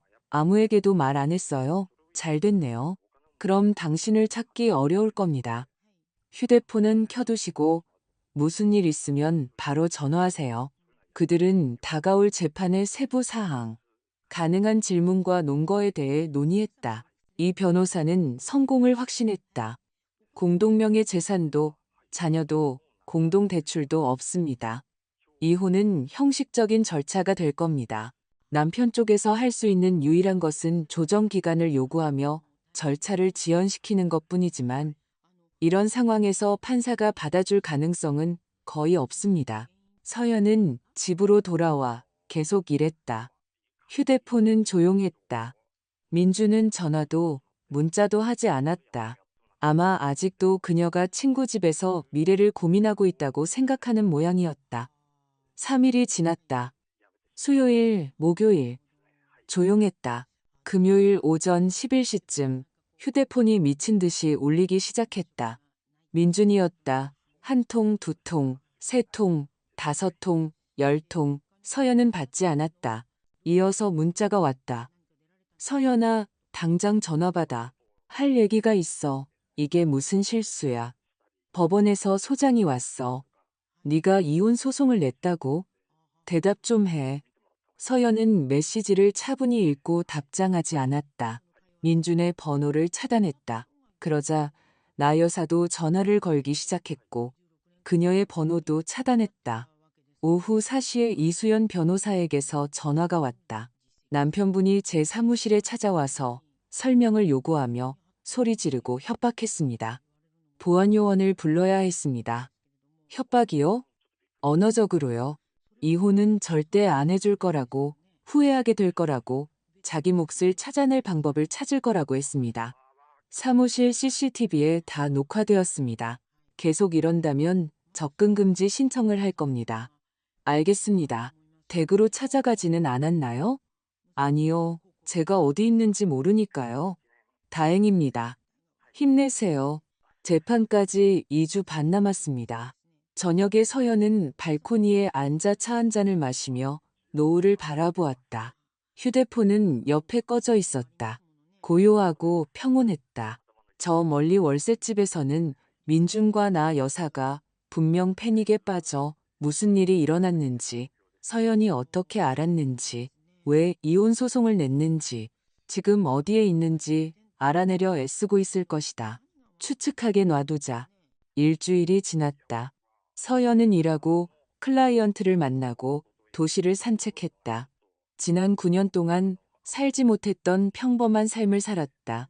어디에 있는지, 누구와 있는지, 몇 시에 돌아올지 아무도 통제하지 않았다. 아무도 무례하게 굴거나 압박하거나 조종하지 않았다. 자유는 조용했다. 시끄럽거나 화려하지 않고 그저 자신이 자신에게 속해 있다는 조용하고 평온한 확신이었다. 민주는 계속해서 다른 번호로 전화를 걸어왔다. 서연은 새로운 번호가 뜰 때마다 차단했다. 그러자 그는 이메일과 메신저로 메시지를 보내기 시작했다. 그녀는 읽지 않고 바로 삭제했다. 재판 3일 전, 이수연 변호사에게서 이메일이 왔다. 남편 측에서 조정기간 신청을 했으나 법원에서 기각했습니다. 재판은 예정대로 진행됩니다. 서연은 안도감을 느꼈다. 곧 모든 것이 끝날 것이다. 7월 23일은 무더웠다. 서연은 일찍 일어나 단정한 검은색 바지와 흰색 셔츠를 입고 머리를 하나로 묶었다. 화장은 최소한으로 했다. 차분하고 자신감 있어 보였다. 재판은 11시에 시작되었다. 그녀는 20분 전에 도착해 로비에서 이수연 변호사를 만났다. 준비되셨나요? 네, 그는 이미 와 있습니다. 어머니와 함께 복도에서 기다리고 있어요. 알겠습니다. 재판 전까지 그들과 대화하지 마세요. 다가오려고 하면 그냥 지나치세요. 그들은 3층으로 올라가 복도를 걸었다. 민주는 벤치에 구부정하게 앉아 있었다. 옆에는 긴장하고 화가 난 표정의 나 여사가 있었다. 그들은 서연을 보고 벌떡 일어났다. 민준이 한 걸음 다가왔다. 서연아, 우리 얘기 좀 해야 해. 서연은 그를 쳐다보지도 않고 지나쳤다. 이수연 변호사가 길을 막았다. 제 의뢰인에게 접근하지 마십시오. 저는 남편입니다. 당신은 이혼 소송의 피고입니다. 모든 질문은 법정에서 하십시오. 그들은 법정 안으로 들어갔다. 서연은 변호사 옆에 앉아 무릎 위에 손을 모으고 고르고 차분하게 숨을 쉬었다. 1분 뒤 민준과 그의 어머니가 들어와 반대편에 앉았다. 민준은 애원하는 눈빛으로 서연을 바라보았다. 나 여사는 증오에 찬 눈빛이었다. 판사가 들어왔다. 흰머리에 엄격한 표정의 나이든 여성이었다. 모두 일어섰다가 앉았다. 재판이 시작되었다. 판사는 소장을 낭독하고 서연에게 이혼 의사를 확인하는지 물었다. 네, 확인합니다. 사유는 극복할 수 없는 성격 차이. 혼인관계는 사실상 파탄에 이르렀습니다. 판사는 민준을 향해 돌아섰다. 피고, 이혼에 동의합니까? 민준은 침묵했다. 나 여사가 그의 팔꿈치를 툭 쳤다. 아니요, 동의하지 않습니다. 그가 힘겹게 말했다. 저는 가정을 지키고 싶습니다. 조정기간을 주십시오. 판사는 서류를 들여다보았다. 조정기간 신청은 이미 기각되었습니다. 재심사할 사유가 없습니다. 피고, 재산 분할에 대한 이의가 있습니까? 네. 나 여사가 끼어들었다. 제 며느리에게는 상속받은 아파트가 세 채 있습니다. 그건 분할되어야 합니다. 판사는 미간을 찌푸렸다. 당신은 누구십니까? 피고의 어머니입니다. 당신은 이 사건의 당사자가 아닙니다. 정숙을 유지하시거나 퇴정해 주십시오. 나 여사는 입술을 깨물었지만 조용히 했다. 판사는 다시 민준에게 물었다. 질문을 반복합니다. 재산 분할에 대한 이의가 있습니까? 민준은 서연을 그리고 판사를 쳐다보았다. 네, 아내가 혼인 기간 중에 유산을 받았습니다. 저는 절반에 대한 권리가 있다고 생각합니다. 이수연 변호사가 일어섰다. 재판장님, 민법 제830조에 따라 부부 일방이 상속받은 재산은 그의 고유 재산이며 분할 대상이 아닙니다. 제 의뢰인이 유언에 따라 부동산을 상속받았음을 증명하는 서류를 제출합니다. 그녀는 서류처를 판사에게 건넸다. 판사는 서류를 검토하고 고개를 끄덕였다. 피고의 주장은 이유 없습니다. 상속 재산은 공동 재산이 아닙니다. 민준의 얼굴이 창백해졌다. 하지만 그건 불공평합니다. 저는 남편입니다. 법은 부부간의 상속 재산 분할을 규정하고 있지 않습니다. 판사가 잘라 말했다. 양측에 다른 이의가 있습니까? 공동재산, 대출, 채무 등. 이수연 변호사는 고개를 저었다. 없습니다. 양측은 월세로 거주했으며 공동재산을 취득하지 않았습니다. 자녀도 없고 서로에 대한 금전적 채무도 없습니다. 피고, 확인합니까? 민주는 고개를 숙인 채 앉아 있었다. 고개를 끄덕였다. 판사는 서류에 메모했다. 재산 분쟁과 자녀가 없고 혼인관계 유지가 불가능하다는 점을 양측이 인정한 점을 고려하여 법원은 이혼을 판결합니다. 판결은 선고일로부터 1개월 후에 효력이 발생합니다. 패정합니다. 의사봉이 울렸다. 모든 것이 끝났다. 서연은 일어나 이수연 변호사에게 감사 인사를 하고 돌아서서 출구로 향했다. 민준이 벌떡 일어나 길을 막으려 했다. 서연아, 잠깐만. 우리 얘기 좀 해야 해. 그녀는 멈춰 서서 그를 바라보았다. 3주 만에 처음으로 그의 눈을 똑바로 쳐다보았다. 우린 할 얘기 없어. 무슨 소리야? 우리 9년 동안 함께 했잖아. 했었지. 이제는 아니야. 무슨 일이 있었는지 이해가 안 가? 왜 이러는 거야? 뭐 때문에? 나 여사가 다가와 서연의 팔을 붙잡았다. 네가 내 아들 인생을 망쳤어. 그깟 아파트 몇 채 때문에 가정을 파괴했다고. 서연은 팔을 세게 뿌리쳤다. 건드리지 마세요. 네가 뭔데? 돈 좀 생겼다고 뭐라도 된 줄 알아? 나 여사님, 물러서세요. 시어머니는 물러서지 않고 한 걸음 더 다가와 손바닥을 휘둘러 그녀를 때리려 했다. 서연은 그녀의 손목을 낚아채 자신의 얼굴에서 몇 센티미터 앞에서 멈추게 했다. 세게 쥐었다. 아파, 저 건드리면 경찰에 신고할 겁니다. 증인도 있고 어머님이 저를 속이려던 계획을 담은 대화 녹음 파일도 있어요. 해보시죠. 나 여사는 손을 뿌리치고 물러섰다. 눈에는 증오가 가득했다. 무슨 녹음? 무슨 소리야? 서연은 휴대폰을 꺼내 오디오 파일 폴더를 열고 바로 그 첫 번째 파일을 찾았다. 재생했다. 스피커에서 나 여사의 목소리가 흘러나왔다. 그 할망구 죽은 지 4개월 됐어. 내가 구청 지적과에서 일하는 친구 통해서 알아봤는데 그 여자 명의로 아파트가 3채나 있었대. 3채에다 양평 전원주택까지. 서연은 재생을 멈추고 하얗게 질린 시어머니의 얼굴과 당황한 남편의 얼굴을 보았다. 저는 다 들었어요.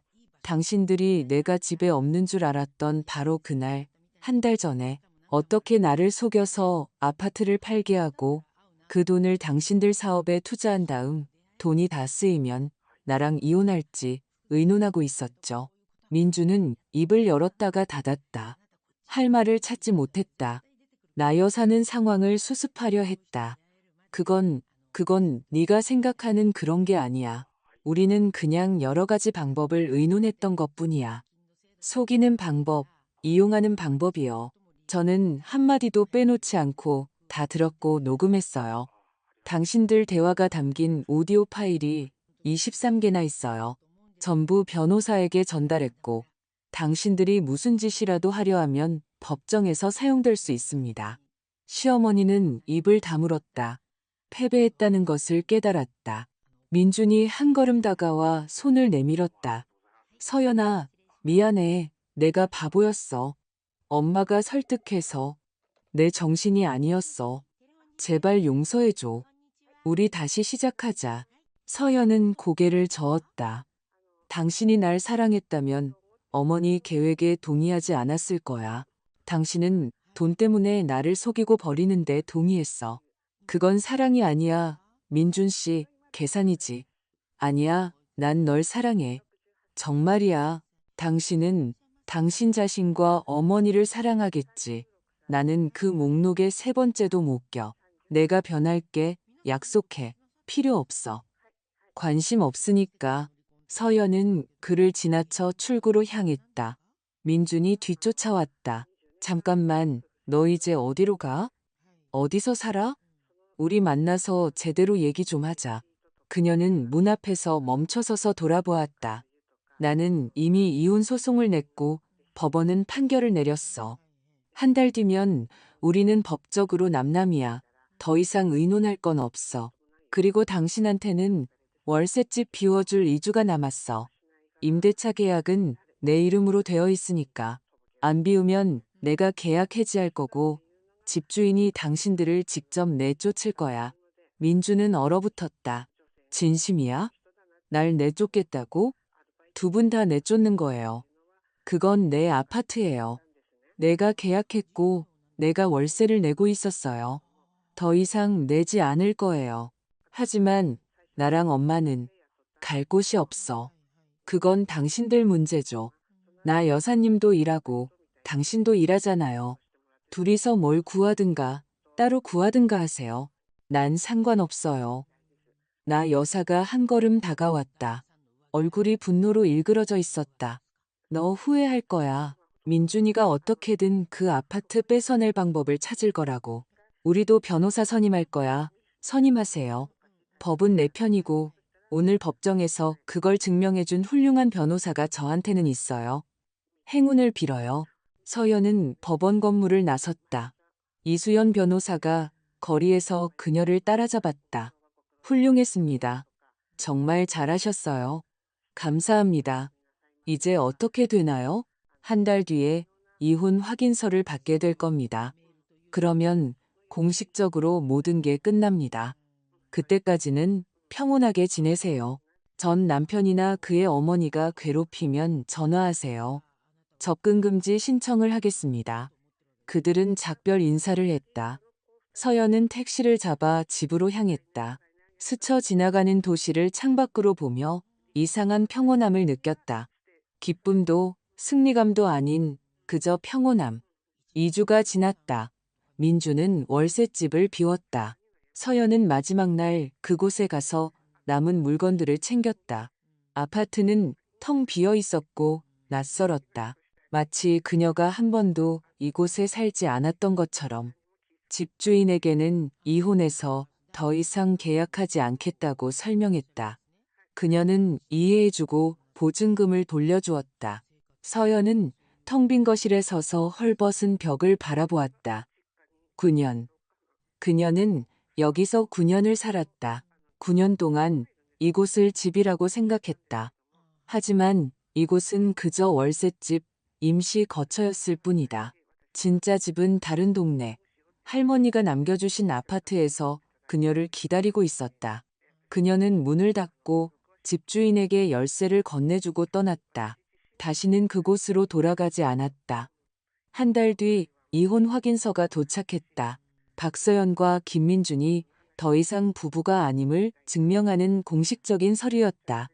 서연은 확인서를 서류철에 넣어 금고에 보관했다. 인생의 한 챕터를 닫았다. 삶은 계속되었다. 그녀는 3년 전 자신에게 아트 디렉터 자리를 제안했던 바로 그 대형 디자인 스튜디오에 취직했다. 그 자리는 이미 채워졌지만 수석 디자이너로 채용되었다. 좋은 연봉, 흥미로운 프로젝트, 좋은 동료들, 상속받은 아파트 중 2채는 셀을 놓았다. 괜찮은 세입자를 찾아 정식으로 계약했다. 임대 수입은 모든 지출을 충당하고도 남았다. 전원주택은 자신을 위해 남겨두기로 했다.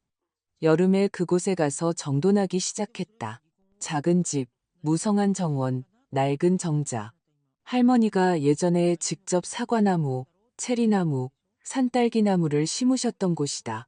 서연은 정원사를 고용해 정리를 부탁했다. 여름이 끝날 무렵 전원주택은 몰라보게 달라졌다. 주말에 와서 도시의 소음에서 벗어나 쉴 수 있는 곳이 되었다. 민주는 몇 번 연락을 시도했다. 새로운 번호로 전화를 걸고 메신저로 메시지를 보냈다.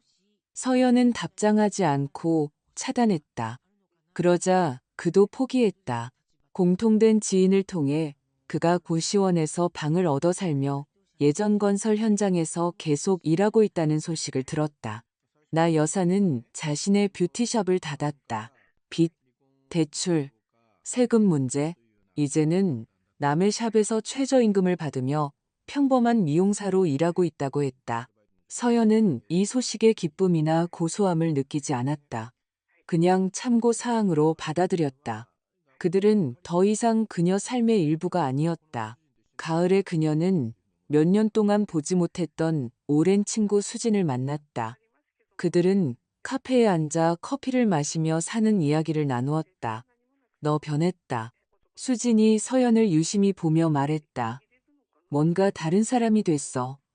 어떤 면에서 더 자신감 있고 평온해졌어. 예전에는 뭐랄까, 좀 기죽어 있는 느낌이었는데 지금은 빛이 나.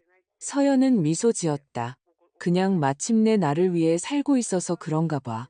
어때? 좋아. 이상하고 익숙하지 않지만 좋아. 수지는 손을 뻗어 그녀의 손을 꼭 잡았다. 정말 잘 됐다. 진심이야. 한 달이 더 지났다. 겨울이 일찍 찾아왔다. 11월 초에 눈이 내렸다.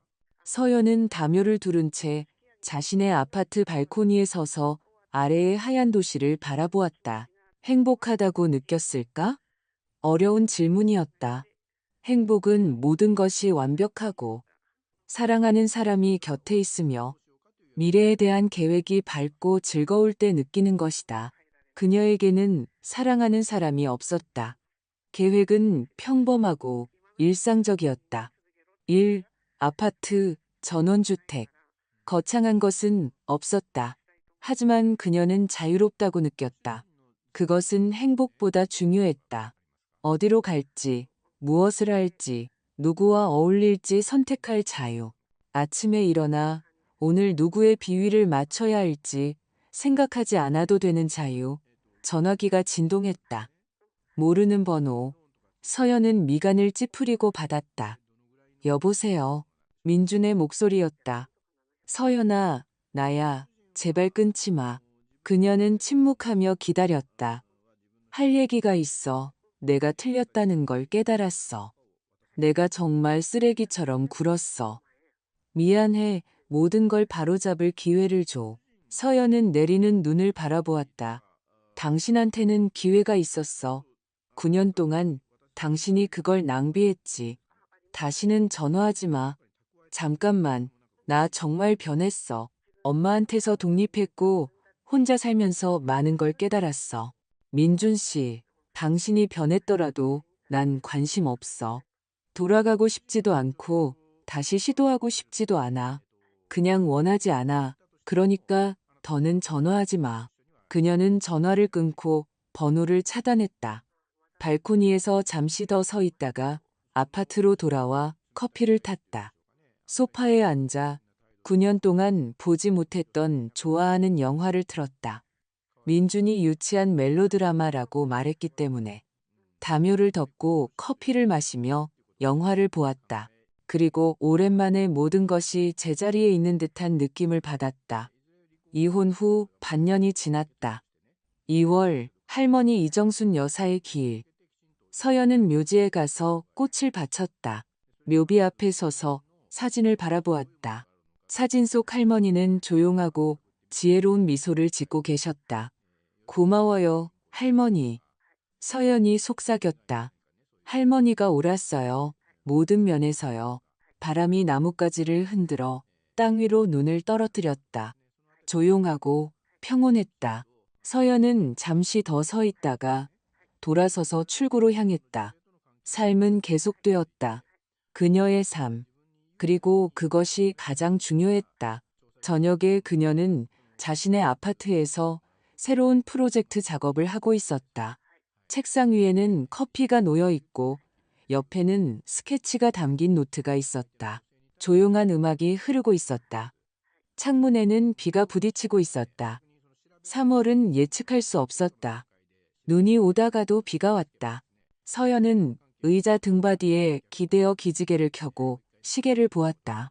저녁 9시 30분. 업무 시간 끝. 그녀는 노트북을 닫고 커피를 한 잔 더 타서 창가로 다가갔다. 도시를 바라보았다. 창문의 불빛, 도로의 자동차, 바삐 움직이는 사람들.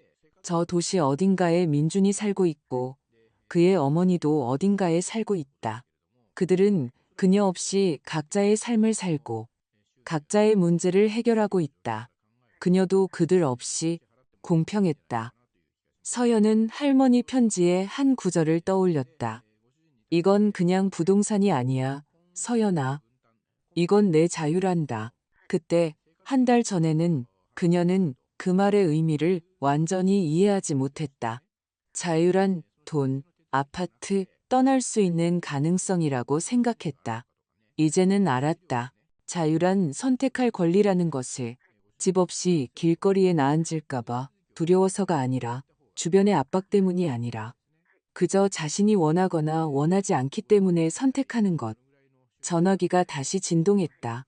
또 다른 모르는 번호. 서연은 화면을 보고 한숨을 쉬었다. 민주는 포기하지 않았다. 그녀는 전화를 받았다.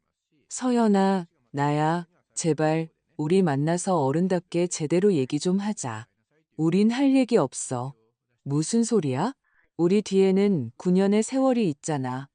있었지. 이제는 없어. 네가 보고 싶어. 서현은 쓴웃음을 지었다. 당신이 보고 싶은 건 내가 아니야. 내가 줄 수 있었던 것들이겠지. 아파트, 돈, 편안한 삶. 당신이 변했다고 믿지 않아. 사람은 그렇게 빨리 변하지 않아. 나 정말 변했어. 그럴지도 모르지. 하지만 난 상관없어. 확인하고 싶지 않아.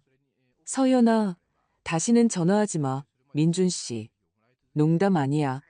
다음번에는 변호사 찾아가서 연락 금지 신청할 거야. 날 좀 내버려둬. 그녀는 전화를 끊고 번호를 차단했다. 마지막이었다. 다시는 그가 전화를 걸 기회를 주지 않을 것이다. 서연은 커피를 다 마시고 가방을 챙겨 재킷을 입었다. 비가 오는데도 산책하기로 결심했다. 신선한 공기와 움직임이 필요했다. 그녀는 거리로 나와 젖은 보도를 따라 걸었다. 후드 위로 빗방울이 떨어지고 가로등이 웅덩이에 비쳤다. 도시는 밤의 삶을 살고 있었다. 서연은 걸으며 미래에 대해 앞으로 무엇을 할지에 대해 생각했다. 1. 아파트, 전원주택. 좋은 기반이다. 하지만 그녀 자신을 위해 원하는 것은 무엇일까? 예전에는 이런 질문을 스스로에게 하지 않았다. 상황이 흘러가는 대로, 주어진 대로 살았다. 이제는 자신의 욕망에 대해 생각할 여유가 생겼다. 그녀는 무엇을 원할까? 여행, 바다, 산, 유럽의 고풍스러운 도시들을 보는 것을 오랫동안 꿈꿔왔다. 이제 돈을 모아서 갈 수 있다. 아무도 금지하거나 돈 낭비라고 말하지 않을 것이다.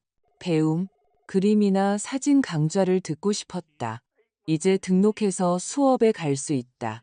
시간도 있고 돈도 있다. 사는 것. 그저 남의 의견이나 기대에 신경 쓰지 않고 사는 것. 서연은 작은 공원 앞에 멈춰 서서 지붕 있는 벤치에 앉았다. 휴대폰을 꺼내 메모를 열고 소원 목록을 쓰기 시작했다. 바다, 그림 수업, 직장에서의 새 프로젝트, 전원주택 수리, 어쩌면 고양이를 키우는 것. 목록이 길어질수록 마음속이 따뜻해졌다. 이것은 그녀의 삶, 그녀의 선택, 그녀의 미래였다. 그녀는 일어나 집으로 향했다. 비가 그쳤다. 구름 사이로 달이 얼굴을 내밀었다. 도시가 은빛으로 빛났다. 아름다웠다. 집에 돌아온 서연은 샤워를 하고 잠자리에 들었다. 내일은 새로운 날. 평범한 근무일이 시작될 것이라는 생각과 함께 잠이 들었다. 그리고 그것으로 충분했다. 아침은 햇살과 함께 시작되었다. 3월에는 드문 일이었다. 서연은 일어나 커피를 내리고 노트북과 함께 식탁에 앉았다. 이메일을 확인하고 클라이언트에게 답장하고 새 프로젝트를 시작했다. 점심때는 수진이 전화해서 주말에 영화를 보러 가자고 했다. 서연은 동의했다. 그냥 즐거움을 위해 영화관에 가본 지 오래되었다. 저녁에는 저녁을 해먹고 드라마를 봤다.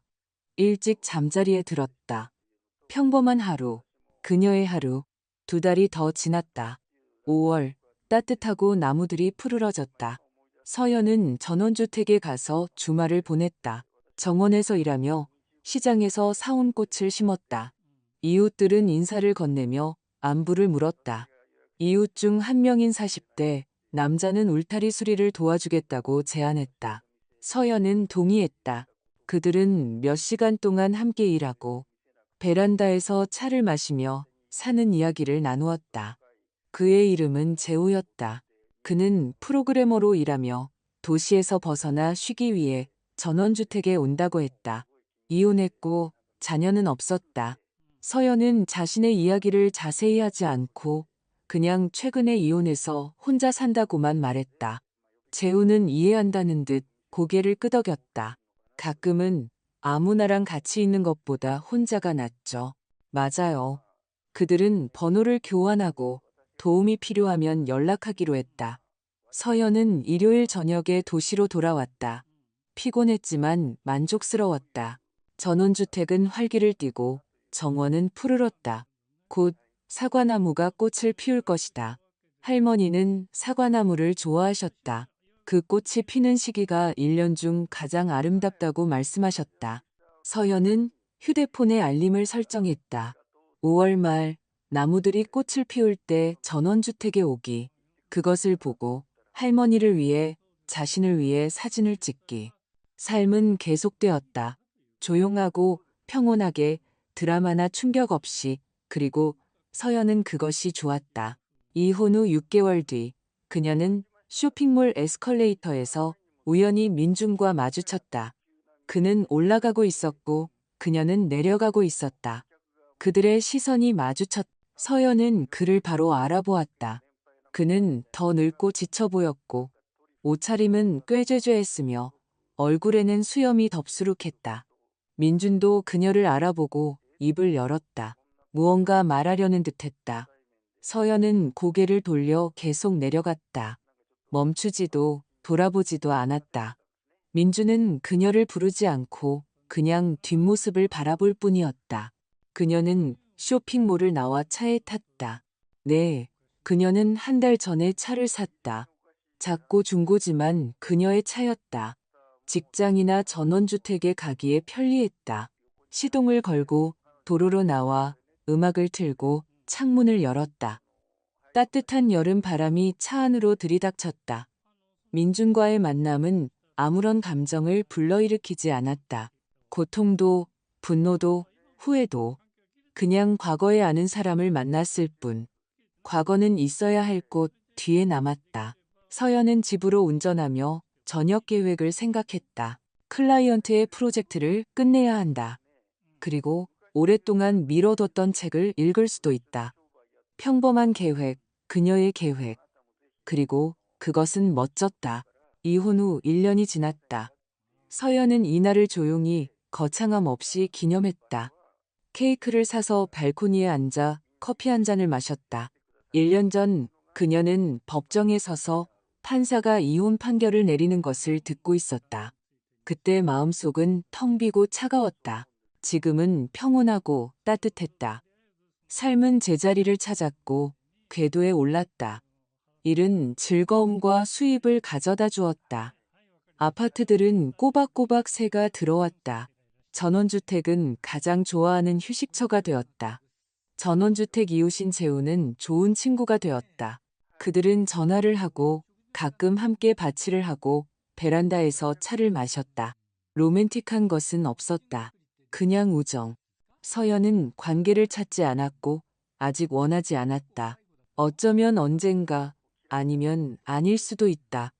중요하지 않았다. 중요한 것은 그녀가 더 이상 누구에게도 의존하지 않고 허락이나 승인, 지시를 기다리지 않는다는 것이었다. 원하는 대로 자신을 위해 살았다. 할머니는 그 아파트들을 모으실 때 무엇을 하시는지 알고 계셨다. 언젠가 손녀에게 다른 사람의 압력에 굴하지 않게 해줄 버팀목, 기반이 필요할 것이라는 것을. 서연은 커피 잔을 들어 하늘을 보았다. 고마워요, 할머니. 모든 것에. 바람이 그녀의 말을 실어 하늘 높이 날려보냈다. 저 위 어딘가에서 할머니 이정순 여사는 분명 듣고 조용하고 지혜로운 미소를 짓고 계실 것이다. 모든 것이 그녀가 원했던 대로 되었다. 그녀의 손녀는 자유롭다. 그리고 그것이 가장 중요했다.